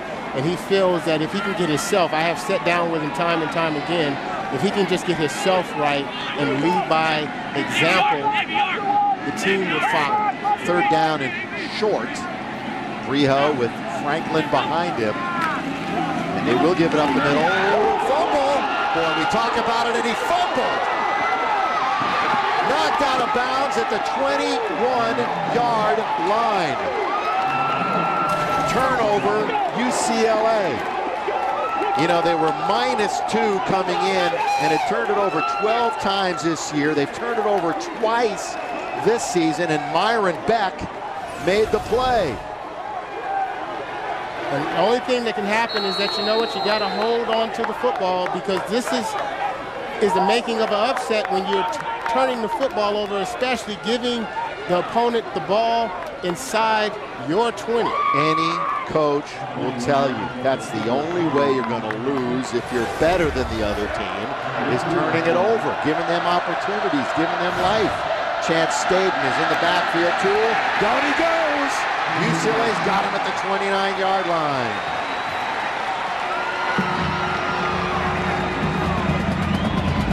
It might have to be something. At some point, something has to fire up this defensive line so that the quarterback can't just sit in the pocket and not, you know, be allowed to be harassed. And that was a great play by David Carter, getting off the ball, getting off a block, and wanting to get to the quarterback. Second sack of the afternoon for Carter. He's got both of the Bruins sacks today. Chance Staden once again is behind Toole on second down. Staden up the middle. Run down at the 22-yard line. They need to get to the 10, the Bruin 10, for a first down. So it'll be a big third down coming up, leading the football game and trying to take advantage of the UCLA turnover. And this is where the Bruins have had problems today. Basically third down and long, where they have not applied the pressure to the quarterback, and he's been able to sit in the pocket and make the correct throw to the open receiver. Well, it's on the Bruin secondary here. Third down and 12. With Staden behind him. Toole steps up, throws towards the end zone. That's a flag. Yeah, a little bit too early. And that's Aaron Hester, the sophomore. Just got to the body, put his hands on it a little bit early. And this is starting to happen week in and week out with Aaron Hester. I mean,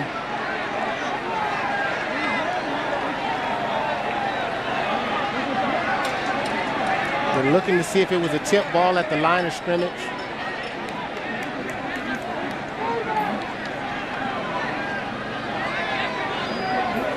But Aaron Hester just has to be more disciplined at the corner. Are they picking the flag up?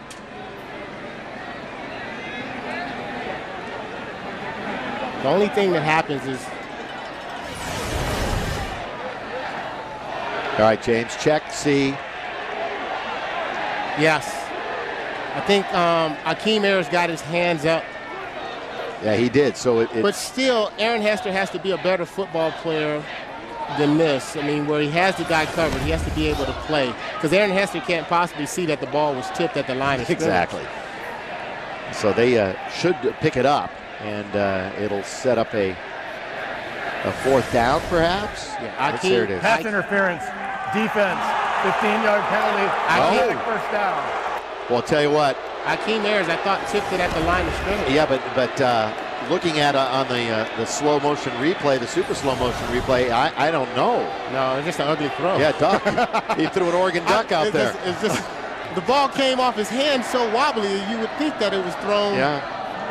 You see, it's already turning over. Wow. If he'd thrown a spiral, he would have. Wow. It just kind of turned over just at the time that Akeem Ayers was there. So what appeared to everyone to be a tip is just, as we originally called it, pass interference. It's a first down and goal inside the 10.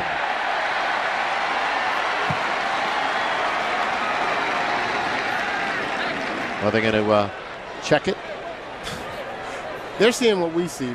In all honesty, the ball was just thrown. It was a badly thrown ball. And I think that's what will be. And talking to the replay officials before, they said, hey, it's so much easier now because everything's in high definition.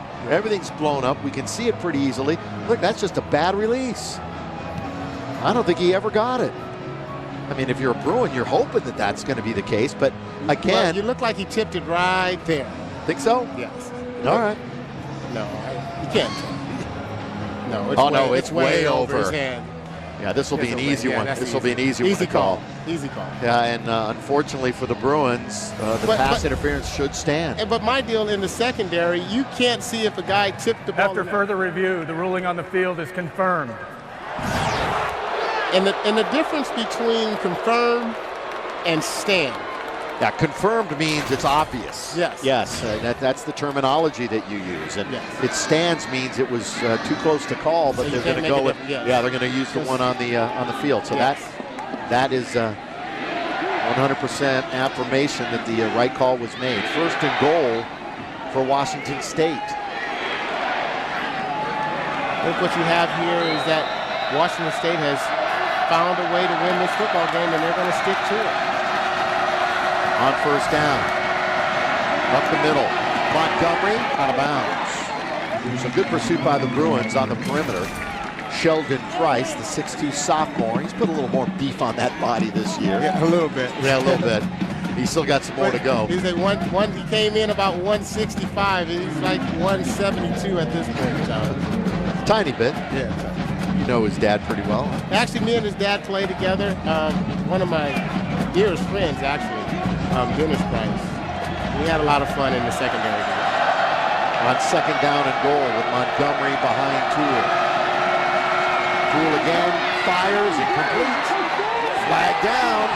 Penalties are killing the Bruins. Right or wrong, the flags are hitting the turf, and UCLA is getting hammered by them. And it's the aforementioned Price trying to cover Carstetter. 8th UCLA penalty. And he has the guy covered. No need for pass interference. Defense number 22. Ball will be placed at the spot of the foul. First down. It's a tough call there. So a first down, new set of downs at the 1-yard line for the Cougars. 8 penalties for 73 yards. And that's the 3rd first down by penalty for Washington State. Montgomery will be the running back out of an I formation and under center. So we haven't seen this formation. So tight formation for the Cougars at the goal line. See if Montgomery gets it. He will. Going right, slashing it in. Touchdown, Washington State. Taking advantage of Bruin blunders. And remember, this is coming off of the fumble by Franklin.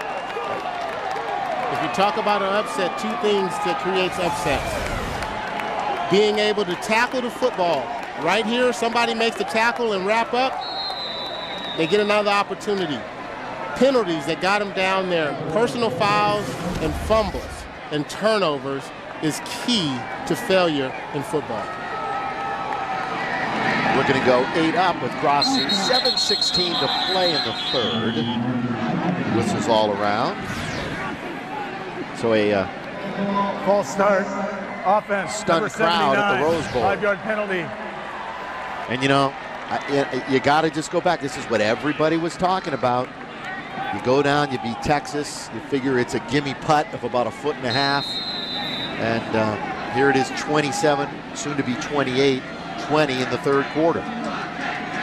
You have to come out with the same intensity on both sides of the ball as you did last week. And the defense, I think the offense came out and played a quality first half. They did enough to build the confidence. Well, the Bruins before showed that they can handle adversity. Can they do it now? Down in the third quarter.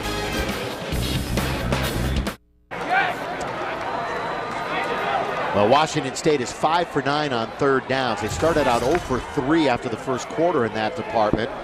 So you can do the math. They've been brilliant since facing adversity.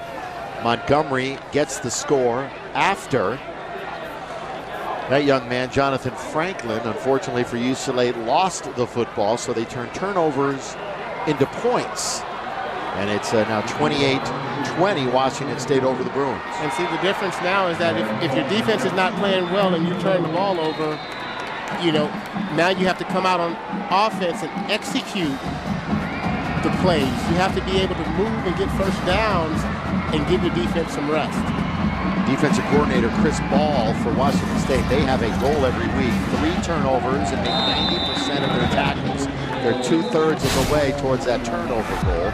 It's time now for our Jaguar key play, and James, is what we saw just a couple of moments ago, and unfortunately I was referring to it right before he let it go, that Franklin has had a pass or fumbling.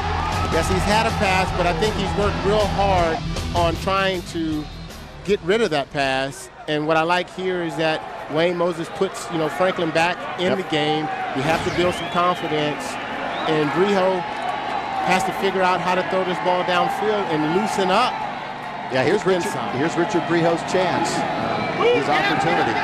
Behind the third quarter in a football game, he throws that one incomplete. And the receivers have to help Brijo on this. Randall Carroll, he runs a curl route. He's not open, but he doesn't continue to move around to give some open space, and the quarterback is scrambling. As a young receiver, and he will gain this over the years, is that he has to start moving to the open window to give his quarterback a shot. 2nd down and 10. Franklin in the backfield. Brijo's first college start. Franklin doesn't have much room. Boy, they are swarming to the football right now. There's a different defense that we're seeing. Nowhere to run for UCLA right now. And defense is built off of competition and being able to dominate. And what happens is that you have 9 or 10 guys in the box because you have not been able to complete a ball downfield. And everybody can see that across the country. Yeah, they're daring Brijo to throw it now. You know, he started 5 of 6 for 49 yards. Since then, he's 4 of 13 for 47 yards and facing a 3rd and about 12 with Coleman behind him.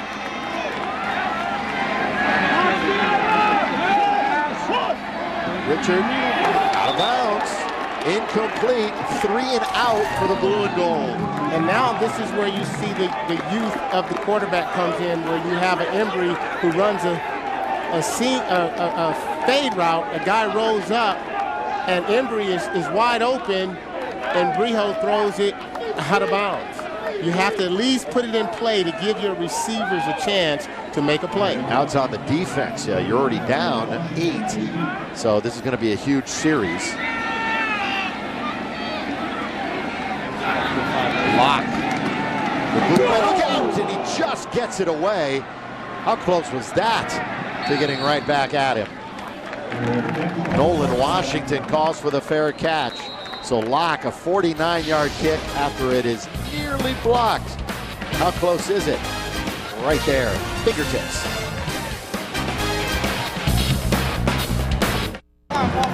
This team has lost 18 of 19 conference games. Their lone win in that stretch was the 2008 Apple Cup against rival Washington. Trying to shock UCLA. Toole throwing wide open is Carstetter. Just working it right now. Jared Carstetter, 6'4", junior. Had 6 touchdowns last year, had a couple last week. Had that big catch towards the end of the first half. And they found a matchup against Hester and Carstetter.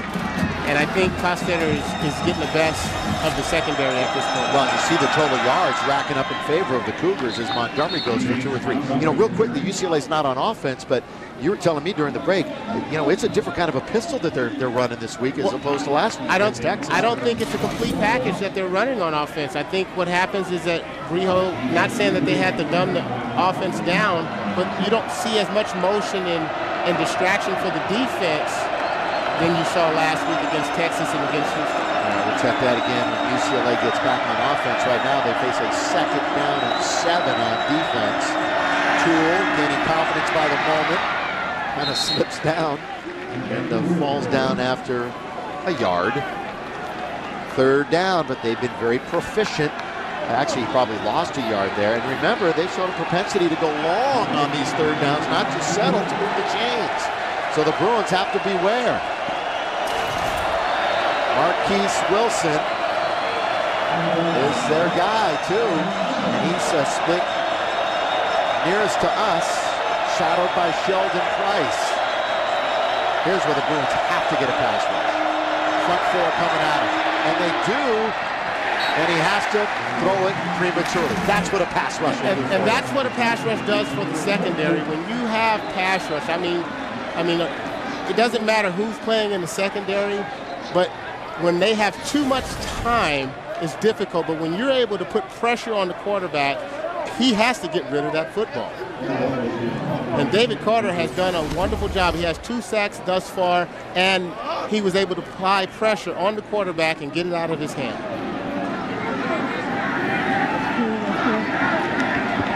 Taylor Embry is waiting for UCLA. This is sky high into the bright sky, and it's muffed! Flag is down. Washington State.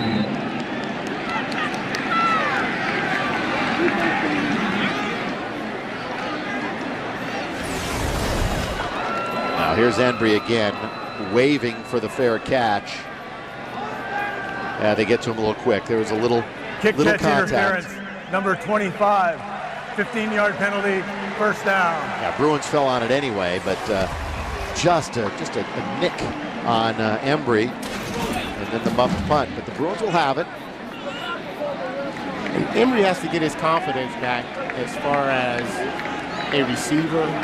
They have him back there. They're not looking for him to get any yak after the catch. So he has to get his confidence back as just catching the football.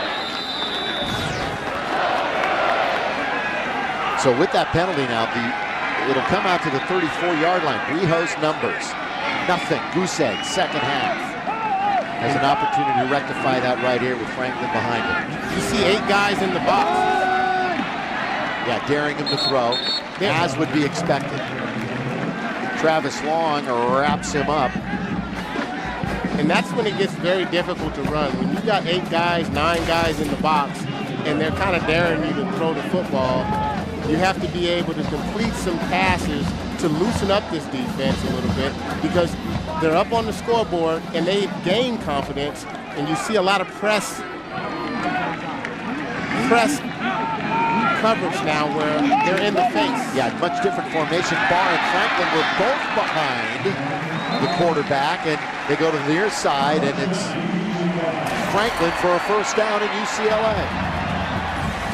And you see this, now they're trying to mix it up a little different. Guys moving in directions. Presley coming across the formation, quarterback going one way, running back going one way. Now that's the type of pistol offense that confused Texas. They have to get back to that so that you have a lot of moving parts in this pistol. Franklin, the workhorse behind. We've seen plenty of Coleman, however. Brijo, little play action across the middle, caught. Finally, we get a chance to see the tight end in the mix, Corey Harkey. About 8 balls all of last year, had just 2 coming in this year. Big target, 6'5", 260, and a junior. And I think 260 might be a little light on Corey. And that's a great confidence for him, because a confidence builder for Harkey, because he's dropped a couple passes in the previous games, and they run this waggle-type bootleg that gives him an opportunity to catch the ball for a first down. 15 yards, good start to the drive for the Bruins, helped by that penalty on the punch. Quick throw by Brijo, wide open. Good call, good throw. Jerry Johnson, second catch, out of bounds. Let's move the chains again. Bruins on the move with 3 minutes to play here in the third quarter, down by 8. And this is nice to see, because Johnson has worked real hard this offseason. You know, Rosario goes down, now he gets an opportunity to come in the game and make some catches and make a mark for himself. First down with Franklin again behind. Wideouts are split. Brijo, opportunity to change at the line.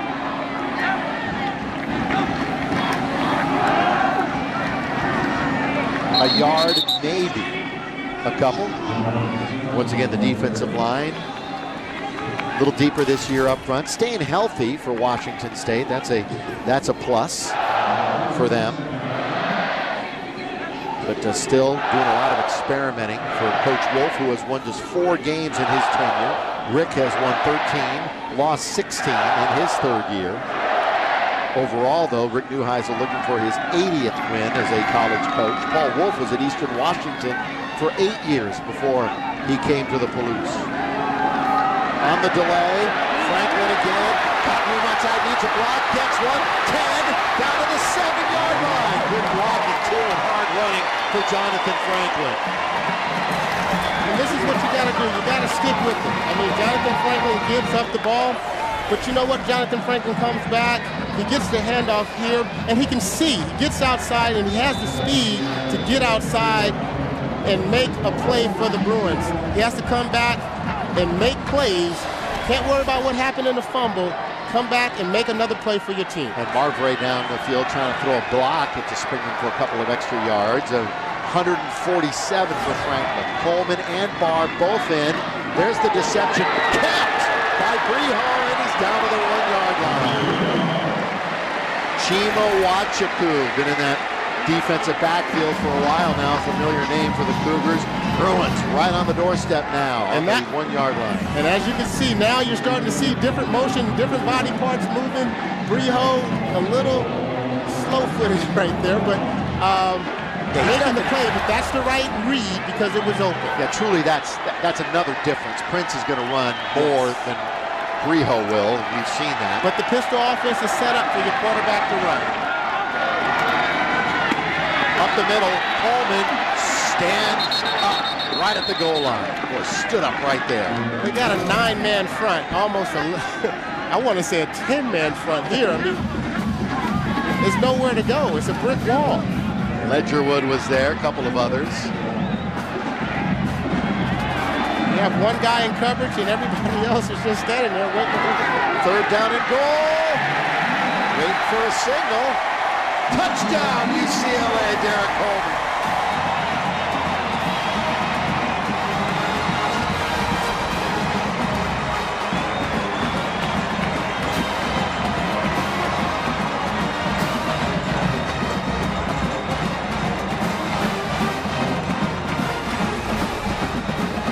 Stick it to your bread and butter, giving it to Derek Coleman right up the middle. Looks like they'll go for 2 here. Oh, without question. You're down 28-26. if there is a pamphlet when you do go, this has got a big star and underline. You're down 2 in the third quarter late. 2-point conversion time. They empty the backfield. It's going to be up to Brio. On the fade. And caught. We're tied at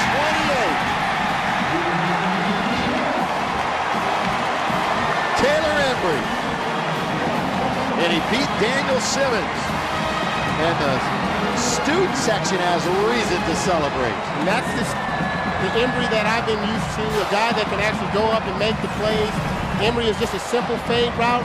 Who's going to be the better player on this particular play? And Embry ends up coming down with the football. That's the Embry that the UCLA Bruins want to see week in and week out. And if you're throwing that pattern, that's a good throw by Richard Brio. Yes, that is. Yeah, perfect. You got to lay it in there, one more half step, and Embry is out of bounds. So a finely engineered drive that time by UCLA, mixing it up when they needed to, and we're tied at 28, half a minute to go in the third. We got a ball game on Yeah, that. don't we though? Lots of people, including us, probably didn't expect it, but we've got it. Again, it debuts every Monday on Prime Ticket at 10:30. It's the Rick Neuheisel Football Weekly Show. James and I will be convening on campus tomorrow afternoon to shoot this thing. That's right. And then you'll see it on Monday. Hopefully we have something good to talk about. Every Monday at 10:30. Now the crescendo of the crowd. Get back into it. Now it's time for the defense to step up and make a play. Special teams can make a play here, but defense has to come out and make a play if they get an opportunity.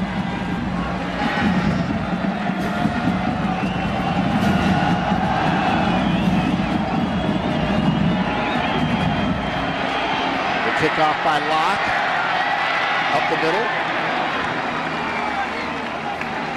Decent field position for Carl Winston. He'll take it across the 30 every single time. You gotta love that though. I mean, I think when you go on the road as a visiting team, and I've said this about the UCLA Bruins, but I've said about Washington State, is that you gotta try to win in 2 phases of the game. May it be offense, special teams, defense, special teams, or offense and defense. And what has happened here is that it's been a balance. I think it's been a push. That they've been able to get great field position on the kickoffs and move the football. Well, last week UCLA went in and had their first road win over a ranked team since September of 2001, and they're trying to avoid a big upset right here. It's a flag down. Yeah. Owamabe Odighizuwa was in on the stop, and there is a flag. The referees are kind of quick. I thought this was football, Billy Mack. You don't like it, do you? I mean, I have to see the play. Last time I saw this many flags, we were doing an arena game. Those things were loaded with that. You hit a guy too hard, you might get a flag today, Billy. Personal foul, face mask, defense number 94, 15-yard penalty.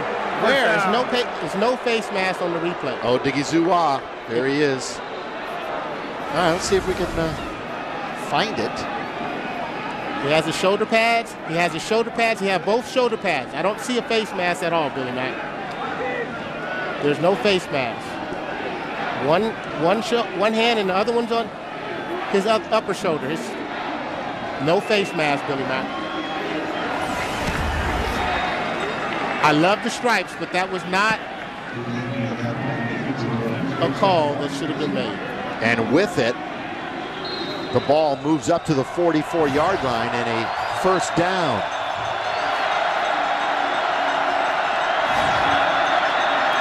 Toole, little inside. Marquise Wilson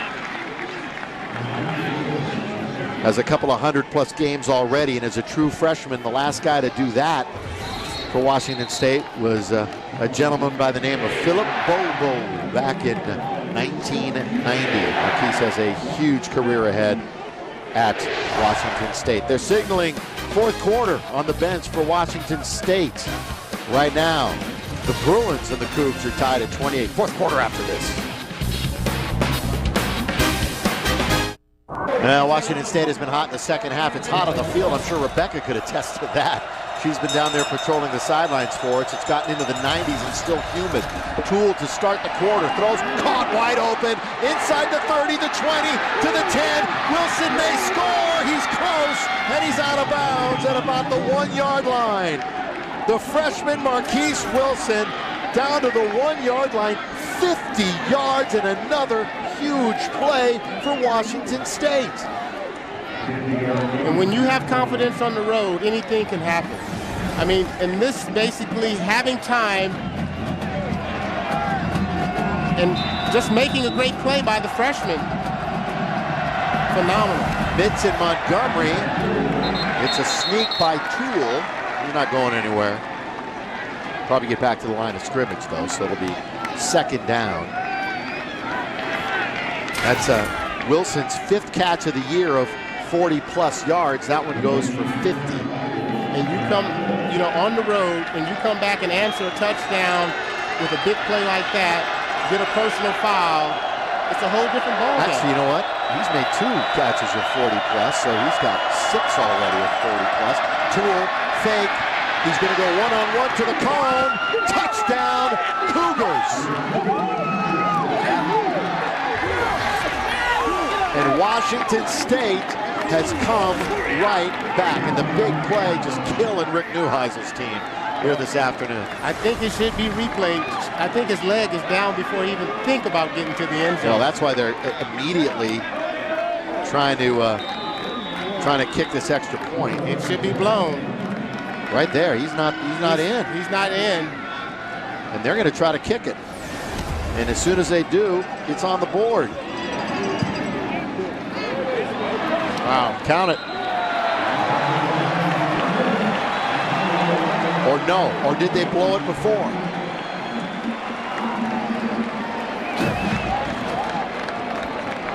Well, the kick was missed anyway, but they missed the kick. However, they got it away. And it wasn't Grassu that time either, it was Fernie. So in all the confusion to see whether or not it was going to be replayed, the kick was no good, which could loom huge.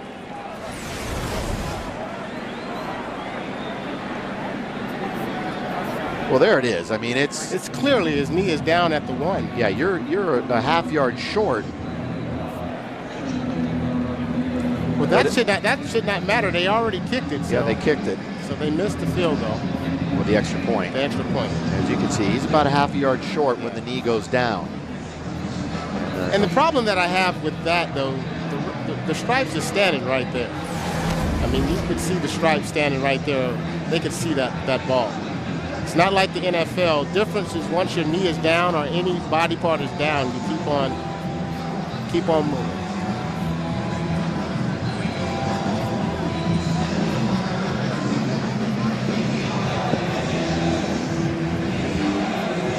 Now, James, unless, and I'm just going to call it right out here to you and ask you and defer to you, unless I have the rule wrong, I'm assuming once you kick the point. Oh, the buzzer went off, though. All right, so the buzzer did go off. So it went off in the referee's pocket before the kick. So it is under review. Because I'm assuming that maybe the buzzer went off after the kick. Because we're watching the same play. I'm hearing that it's obviously under review. Yeah. So the buzzer had to go off before the kick. So actually, this works in the favor of Washington State. I don't know. It'll work in favor of the Bruins because they'll take the touchdown off the board. But what I'm saying is that now what you have, they go out and they're on the 1-yard line, and it gives UCLA an opportunity to stop Washington State. Right, exactly. It's good, totally in the benefit of UCLA.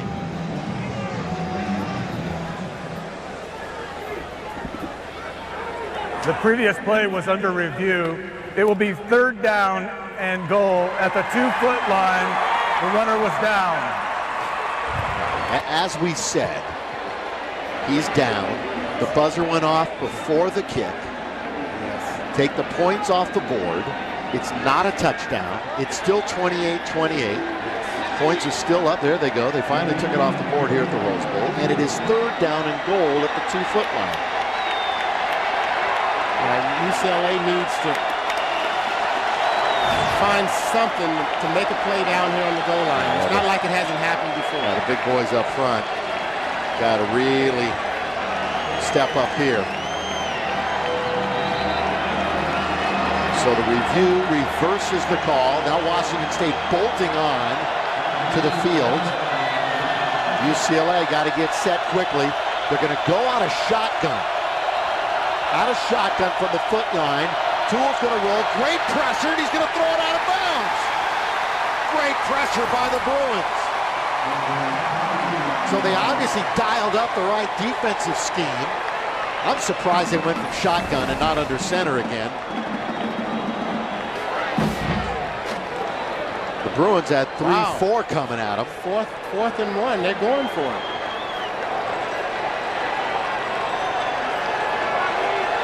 They must believe they have something.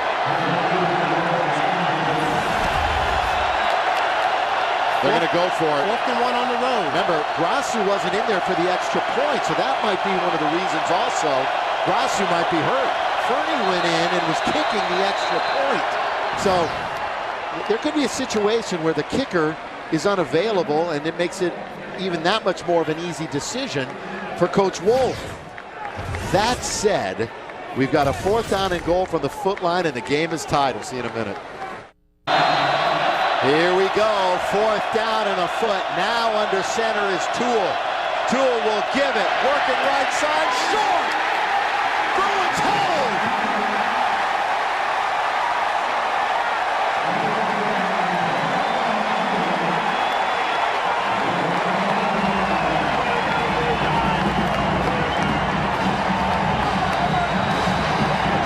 A lot of emotion coming out on both sides.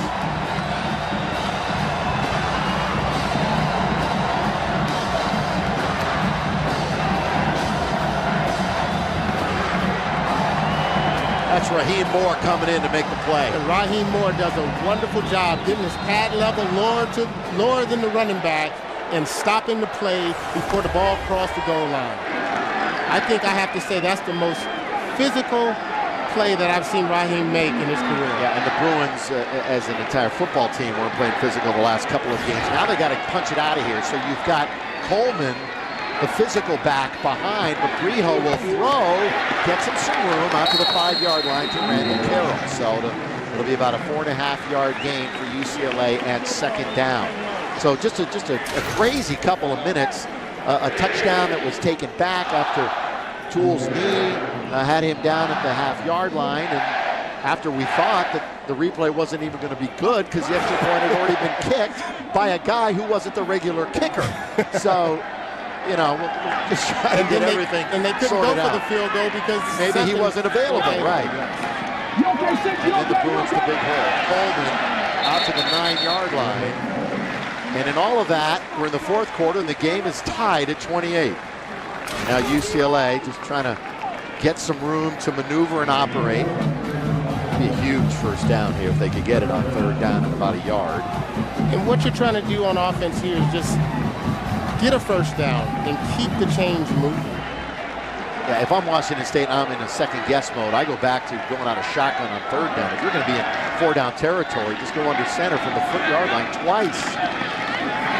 Up the middle, 1st down, and roll! Look out, there he goes!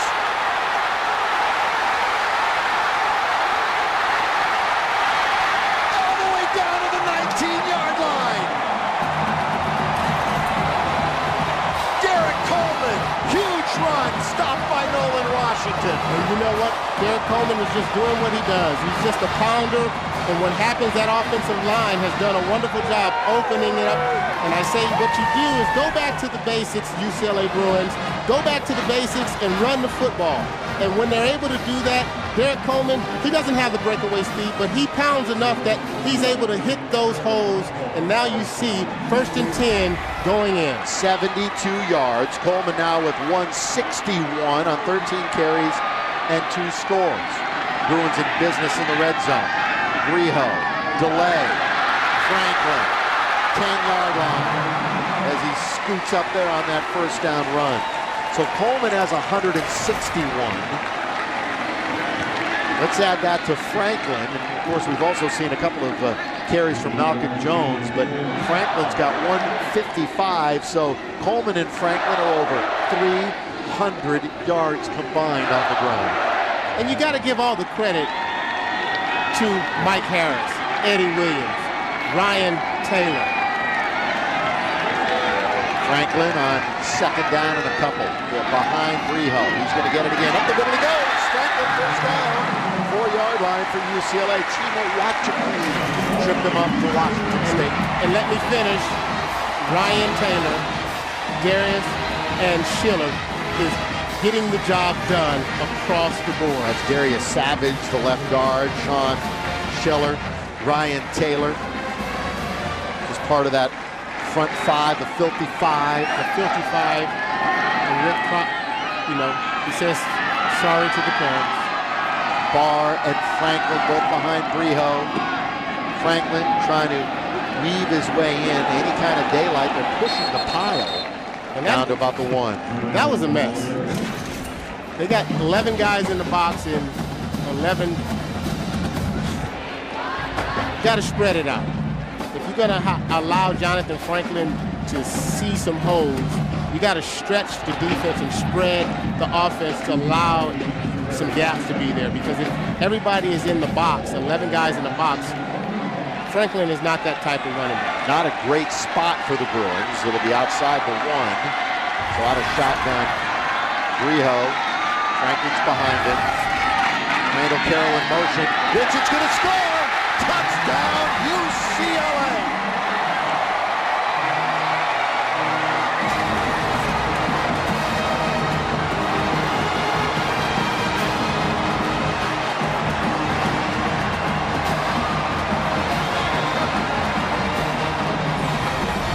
And what you see, the difference is you see a lot of movement. This is what I was talking about. The pistol offense, when you have a lot of movement, now guys have to read who has the ball, especially if the ball is pounding up through the middle. Richard Breho walks in because of the movement from the pistol allowed him to walk in with that ball. And Richard Breho is gassed as he is met by Kevin Prince at the sideline. There he is. Deserves this little bit of a rest. Forbath tacks on the extra point. A 14-point switch. Touchdown gets taken off the board, and the Bruins come back and take the lead. Well, alongside James Washington, down on the field, Rebecca Harlow and our great crew here at the Rose Bowl. Hope you're enjoying this one. Richard Breho, as mentioned, it has been hot. It has been humid. He has been thrown into the cooker. His first collegiate start. Rick Neuheisel, Norm Chow both very coy on who was going to start. They held out hope, I think, till the very last minute that Kevin Prince might go. And Breho has acquitted himself for the most part. Isaiah Barton out to the 24-yard line where he is swarmed. All right, Rebecca, how hot is it down on the field right now? Well, guys, I can tell you I'm feeling every bit of the hot, wet 92 degrees that we have on the field. But interestingly enough, the Bruins don't seem to be affected at all. Of course, we saw the run from Derek Coleman. He's doing just fine out there on the field. The guys aren't using the big fog machine. They're very focused on this game. And according to Taylor Embry, Prince and Breho have the guys working so hard this summer that by the time camp rolled around, they were all in great shape. Yeah, that's a testament to the coaching staff, the strength coach, getting them all set to go. This whole last week been extraordinarily hot in Southern California. Down at the 32-yard line, Marquise Wilson. He's made a couple of huge plays. And two young teams we're seeing here growing up this afternoon. And not only growing up, but what happens is like adolescence, having a teenager. You don't know what you're going to get. Sometimes you see a teenager who does something brilliant and you say, yes, he has it. And then he goes around the next time and then he does something that you just kind of blows your mind and say, what is wrong with you? And that's what you're seeing out here. Two young teams trying to grow up and find their identity. I think what we were talking about is lack of consistency. All great things have that one thing in common, consistency. Throw it up for Wilson, trying to make an acrobatic grab. Sheldon Price, just blanket coverage, and it's incomplete. Third down and about 2 for Washington State. And this is where the defense has to step up and find a way to make a play.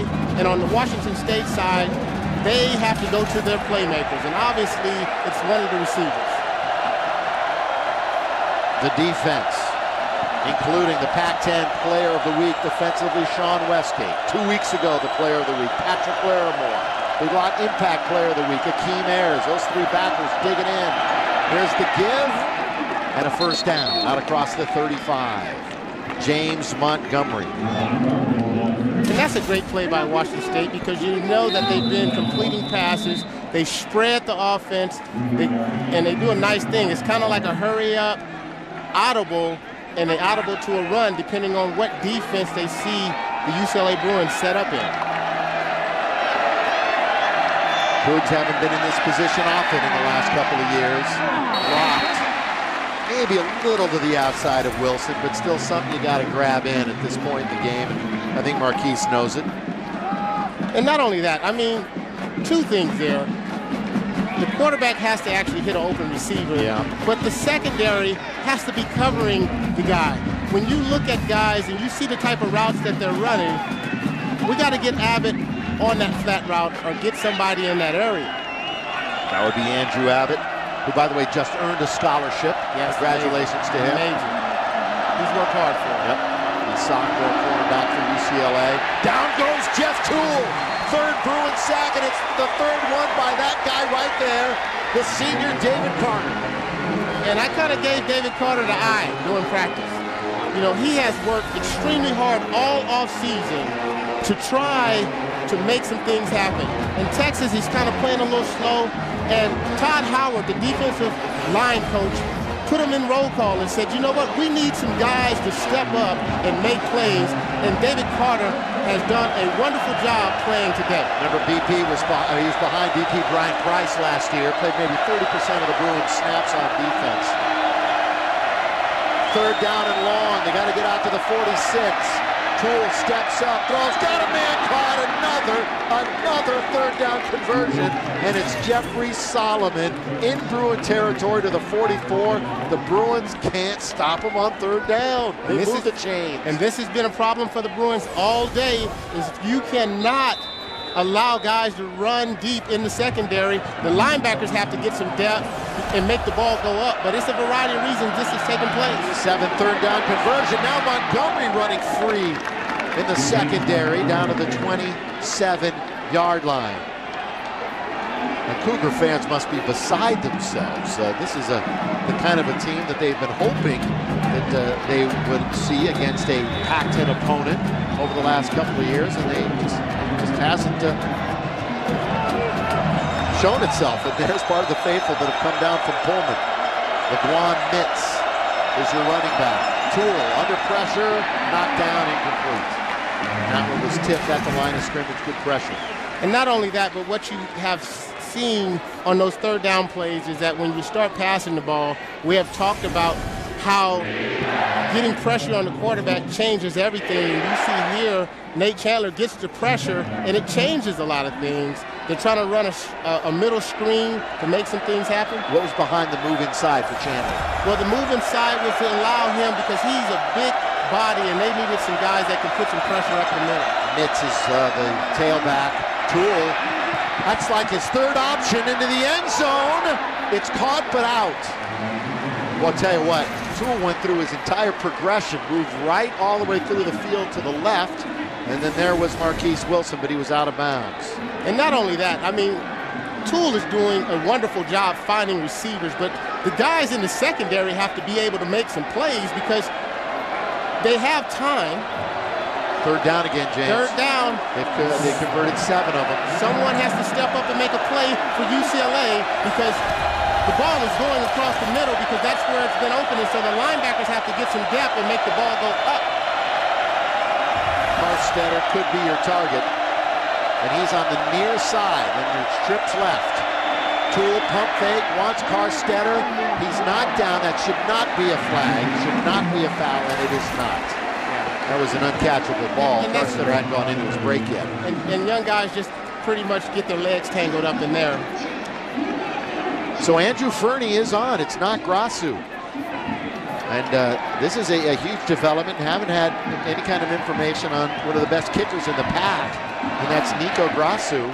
You know, in fact, Washington State's last 3 wins can be directly attributed to the clutch kicking of Grasu, and he's not in. So this 46-yard attempt, This is not a gimme. by Fernie. Oh, not even close, but for the backup kicker.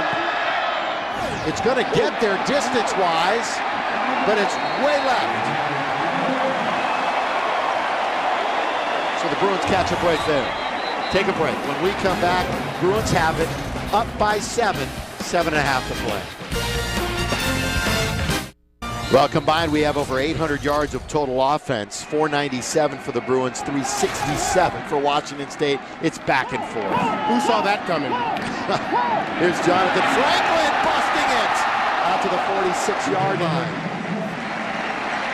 We just sent Gary the Flea Jones, our spotter, down to the radio booth of Washington State to see if we could get any information on Grassu, and they don't even know. So the home radio is unaware of what's going on with the Washington State kicker. Here's a good run by Franklin on first down. You know, you come on the road as the Washington State Cougars, underdogs. You're in a fight. You're in a dog fight, and now you lose your kicker. That's just a draw of bad luck there. Well, yeah, and Grassu, granted, you're not going to tie the game there, but Grassu, 6 for 9 over 40 yards in his career, hit a 56-yard against Oklahoma State. Gives you some options. Oh, great balance. Staying on his feet is Jonathan Franklin. The numbers are just staggering, eye-popping. The numbers that Franklin and Coleman are putting out there combined for UCLA. It's just been an incredible 1-2 punch against this Cougar defense this afternoon. And, you know, this Bruin running game, which has been non-existent for a couple of years, all of a sudden has been resurrected the last 3 weeks. Let's say 5 years. I can know for sure that it's been about 5 years where they've been able, and they was part of the bottom part of the NCAA college collegiate football for the past 5 years, but now they have figured it out. Now it's Coleman in there. Franklin close to 200 yards. Coleman working right, and again, it's such a combination. It's this great story, this offensive line, not a ton of experience, but you know, senior laden, mostly seniors on that front line, opening up the holes. And that's how you look at it, and you say, well, who are these guys? I mean, and when you have one running back for 200 yards and another for 100 and plus yards, it goes to the offensive line. It goes to Sean Scheller. It goes to Darius Savage. It goes to Ryan Taylor. It goes to Eddie Williams and Mike Harris, the guys that are really getting it done. Plus, you know, all the other guys that's blocking for them. The big story now, the clock. Coleman, first down, following his block, down to the 20-yard line. It's conceivable that both these guys could run for over 200 yards before we're done. I think it has been a long time. Derek Coleman does a wonderful job outrunning and breaking the tackle, trying to find some space. Coleman's got 180. Franklin's got 192 as they juggle the running backs in and out. Nolan Washington came up to make the stop. 5:21 clocks moving remaining in this game, and UCLA has a first down at the 20. And we said they had to get back to the basics, and that's running the football with the filthy 5. Maurice Presley's doing a wonderful job blocking when he's zooming and zipping in and out. I mean, it's a collective group of guys. Receivers blocking downfield when you see the long runs. Bruins will certainly milk the play clock as much as they can under 5 minutes remaining. Breho, the quarterback, he's gone start to finish. Up the middle, Jonathan Franklin. Jonathan Franklin now is over 200 yards with that 10-yard gain on his 27th carry of the afternoon. And there's Coleman at 180 in just 15 carries. And these two guys probably work harder than anybody on the practice field. Meaning when they touch the ball, and I think I said this earlier, when they touch the ball in practice, they grab the ball and run all the way to the end zone, and the next guy takes a rep. They're giving each other high fives and supporting each other. Up the middle to the 5-yard line. Boy, hitting the hole quickly that time. And being helped up is Franklin. And now as you see the pistol offense where you see a little bit more motion. So now the linebackers and the defensive ends, they don't know what's coming at them at one time. So now what happens is now you stick it in there, now you get a bootleg because the fact that everybody is crashing down on the tailback, or they toss it in a reverse, which they've only done once today. Remember, after the game, we're going to have a ton of interviews and analysis on our Bruins Live postgame show, so stick around for that. Derek Coleman is now the running back. He'll get the call. Maybe a yard to the 5. The Bruins are okay with that. They're just that just means more time off the clock. They've got the best kicker in the country, and it looks like unless they turn the ball over here, they're going to go 2 scores up with limited time left. I like to see it an option read, and what I'm saying is that when you give Rio an opportunity to roll out, and he has the opportunity to pass or run the football.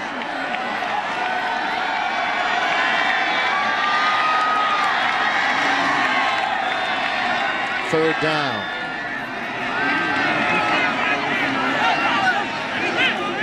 Up the middle, Coleman. Got it, touchdown, UCLA, Derek Coleman. Third touchdown of the afternoon. I guess what you have is Chow saying, if it's not broke, let's not fix it, and let's just keep running the ball down their throat.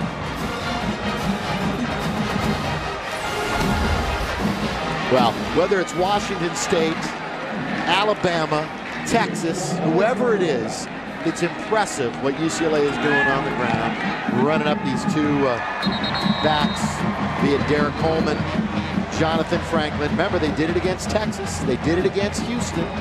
So whatever the competition has been over the last 3 weeks, this ground game has been formidable. Now it's time for our Land Rover game summary. And we go back to when this thing was all tied up. That's where Coleman ties it up. Then this is the touchdown that was taken off. And this is the turning point of the game, because now you have your defense come in. Raheem makes one of the best plays he's ever made in UCLA history for him. And then UCLA goes back and drive down the field and get it done.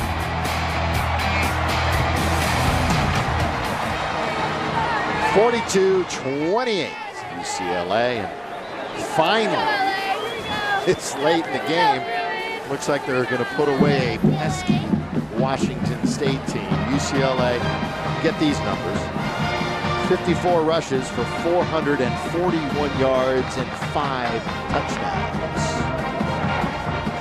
So, we'll get the calculator out. Get the last 3 games on the ground. Now, the numbers. Let's be honest. Last week against Texas, the numbers a bit askew because remember that was a defense that had faced spread offenses their first few games, and the Bruins knew that they were going to be vulnerable in the middle, and that's why Texas's 85 yards per against was a little bit of a misnomer, but still the Bruins were able to lay it on a good Big 12 team, obviously. We'll know a little bit more after they play Oklahoma. Well, I look at it as a team finding its identity. And when I say that, the UCLA Bruins for many years have not had a running game. Absolutely. And you have 5 guys that, in different reasons of why, we thought that the weak spot of this team was going to be the offensive line. And I think they took to heart that, you know what, we was not going to be the weak link on this chain. And they have come out week in and week out, even in the losses, have actually stepped up and made plays. Tool in trouble, and down he goes. There is a flag down. Could be a face mask. This one might go against the Bruins. This, everything would appear. Oh yeah, and Akeem knows that he's going to get flagged. Personal foul, face mask, defense number 10, 15-yard penalty, automatic first down. Well, what's happening with this Bruin team is that, you know, every other team in the Pac-10 was looking ahead as early as, 2-3 weeks ago, saying, all right, that's a win. There's a win. There's UCLA. And now everybody's rethinking that, quite obviously. And then the UCLA, on the other hand, also rethinking, where that was a loss. Now, maybe not. Maybe we're going to be a little bit more competitive here. And you add a couple guys that was injured. And this is a good football team, but... Yeah, and granted, it's Washington State who has not played well. But, the Bruins showed a little composure, and they came back with their backup quarterback in there. And that's all that matters, is rack up a W. I'm sure Rick won't be pleased with a ton of things. Well, I mean, but I think... win the game and move on. I think survive in advance. You win the football game, but also the defense has to go do a gut check. And it was a little letdown in my mind in the defense, not being able to put pressure on the quarterback. And you'll have a problem with that out throughout the Pac-10 because you have a lot of teams that can actually throw the football. Carl Winston. Well, and what this gives Washington State, although, they're sick of moral victories. They want to win a game in the Pac-10. They just can't do it. Their schedule the next couple of weeks is just absolutely brutal. Washington State's is just awful with who they have to face.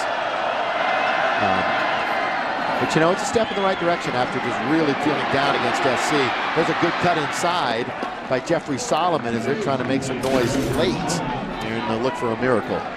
I mean, sitting here watching the game, you could see some of the positive things that Washington State is able to do.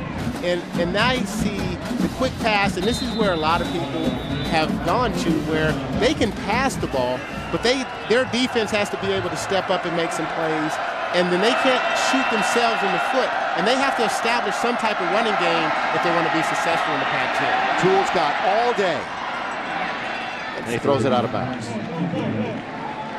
Liberty Mutual upcoming schedule. Let's check it out. We were talking about Washington State's schedule, but what we're going to see here is the Bruins' schedule, and Cal next week, and then the true barometer game. The true barometer game is going to be that Thursday night national TV game up at Oregon. Well, I think what you have is Cal on the road. Cal and Oregon is some tough games, but to go to Oregon with that powerful offense is going to see what this defense is made of. Where you're at. I mean, that Cal game, that's winnable next week. I think everybody knows that. In fact, the Bruins are thinking every game is winnable, obviously, after you beat Texas and Houston and follow it up here and going to have a 3-game winning streak. But, little baby steps for Coach Neuheisel's team. Again, it's funny how we sit here and we talk because after an 0-2 start, and as bad as they looked, we got to say it, they didn't look good at all and embarrassed at home against Stanford. We were just talking about, you and I were talking about salvaging the season somehow. And you're going to be talking to Rick, and you can see it on Monday night at 10:30. You'll sit down, he'll answer your questions, James, and you guys will have a little film session too. And I think when you look at this game, he may put a little more emphasis on the defense. And I think the defense and the defensive line, they started playing once their backs was against the wall. After the goal line stands, the defense bowed up and has tried to play well. But the offense, I think, has played consistent, had a little lull probably in the second quarter. But this team overall on the run game has played magnificent. Tell you what, first down was great for UCLA today. They averaged over 8 yards a play on first down, and that will set you up in some real beneficial situations on offense. Here comes, big hit, and down he goes. Sean Westgate. Bam. Credit him with the sack. Timeout, Washington State. And Sean Westgate, there is a tremendous story. An undersized linebacker, played special teams last year, and when all the linebackers graduated, he was in a competitive mode to win a job against Glenn Love. And he has turned the notch up so high, it's very difficult for Glenn Love to catch up in there, and he's just a playmaker. He's one of those guys, he's not big, he's not fast, but you know what? He is a ball hawk at the linebacker position, and he loves playing the game. Yeah, serious questions about these guys. So one of the biggest question marks on the football team has turned into, overnight, one of the strongest parts of the football team. Those 3 linebackers, Ayers, Larimore, Westgate. Solid. And a lot of this crowd is a fleet into the night. Remember Bruins Live with Patrick and JJ. I think Rebecca will be a part of that show, and we will have a final comment with James also. So stick around for that. Guide you through this Bruin win. Wasn't pretty. That's for sure. But it was exciting. It's about W. It gave us some excitement up here to talk about. Down goes the quarterback. Loose football.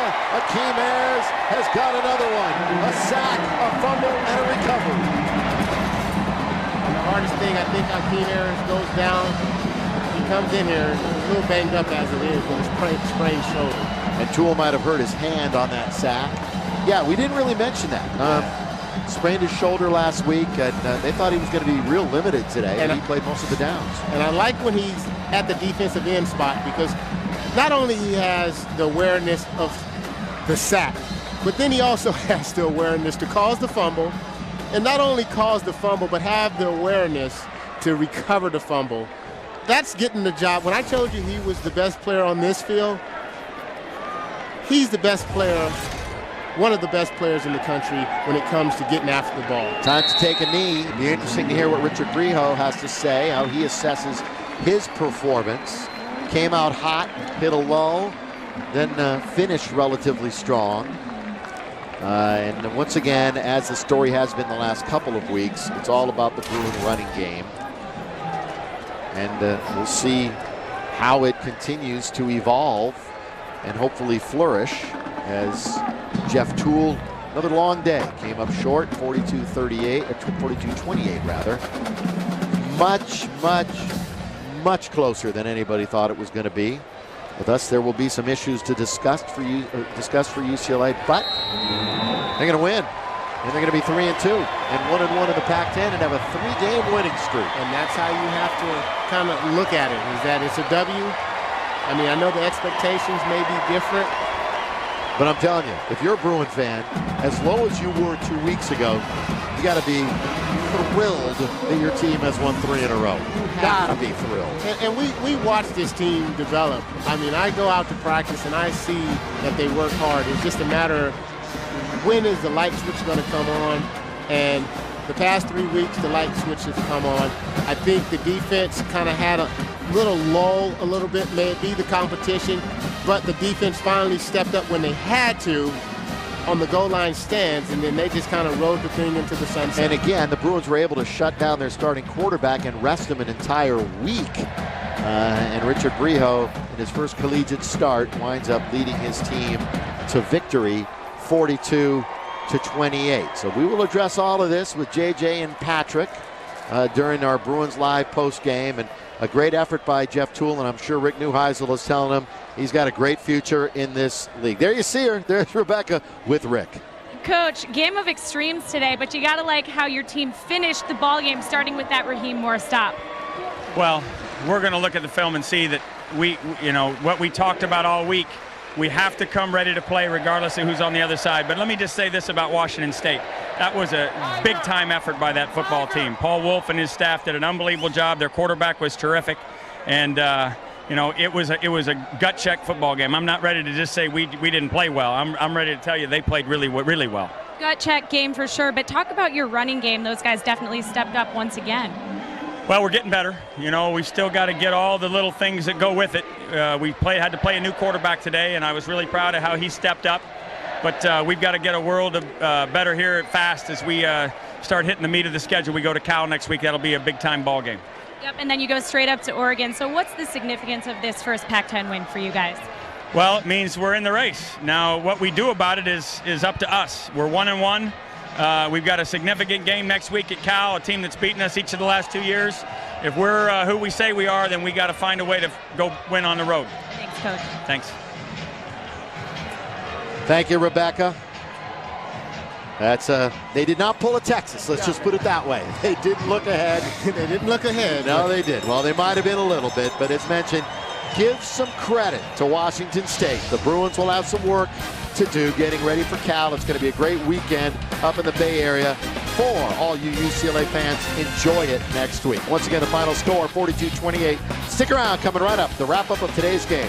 Patrick, JJ, Rebecca, it's Bruins Live, and it's coming up next.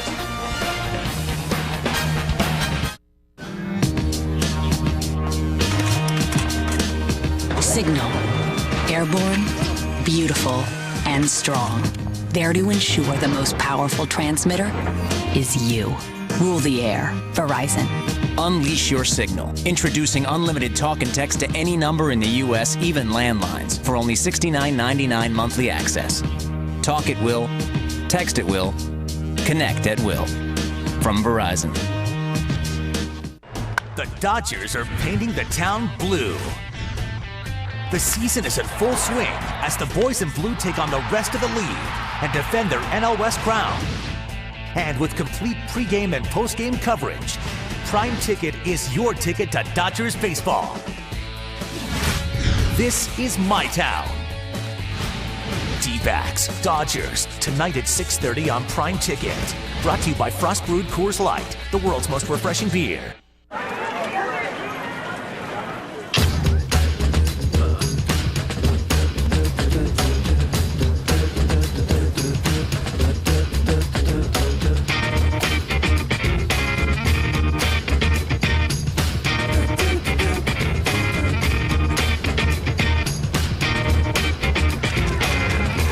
AT&T and BlackBerry have teamed up to keep your business moving. Introducing the BlackBerry Torch. AT&T. Rethink possible.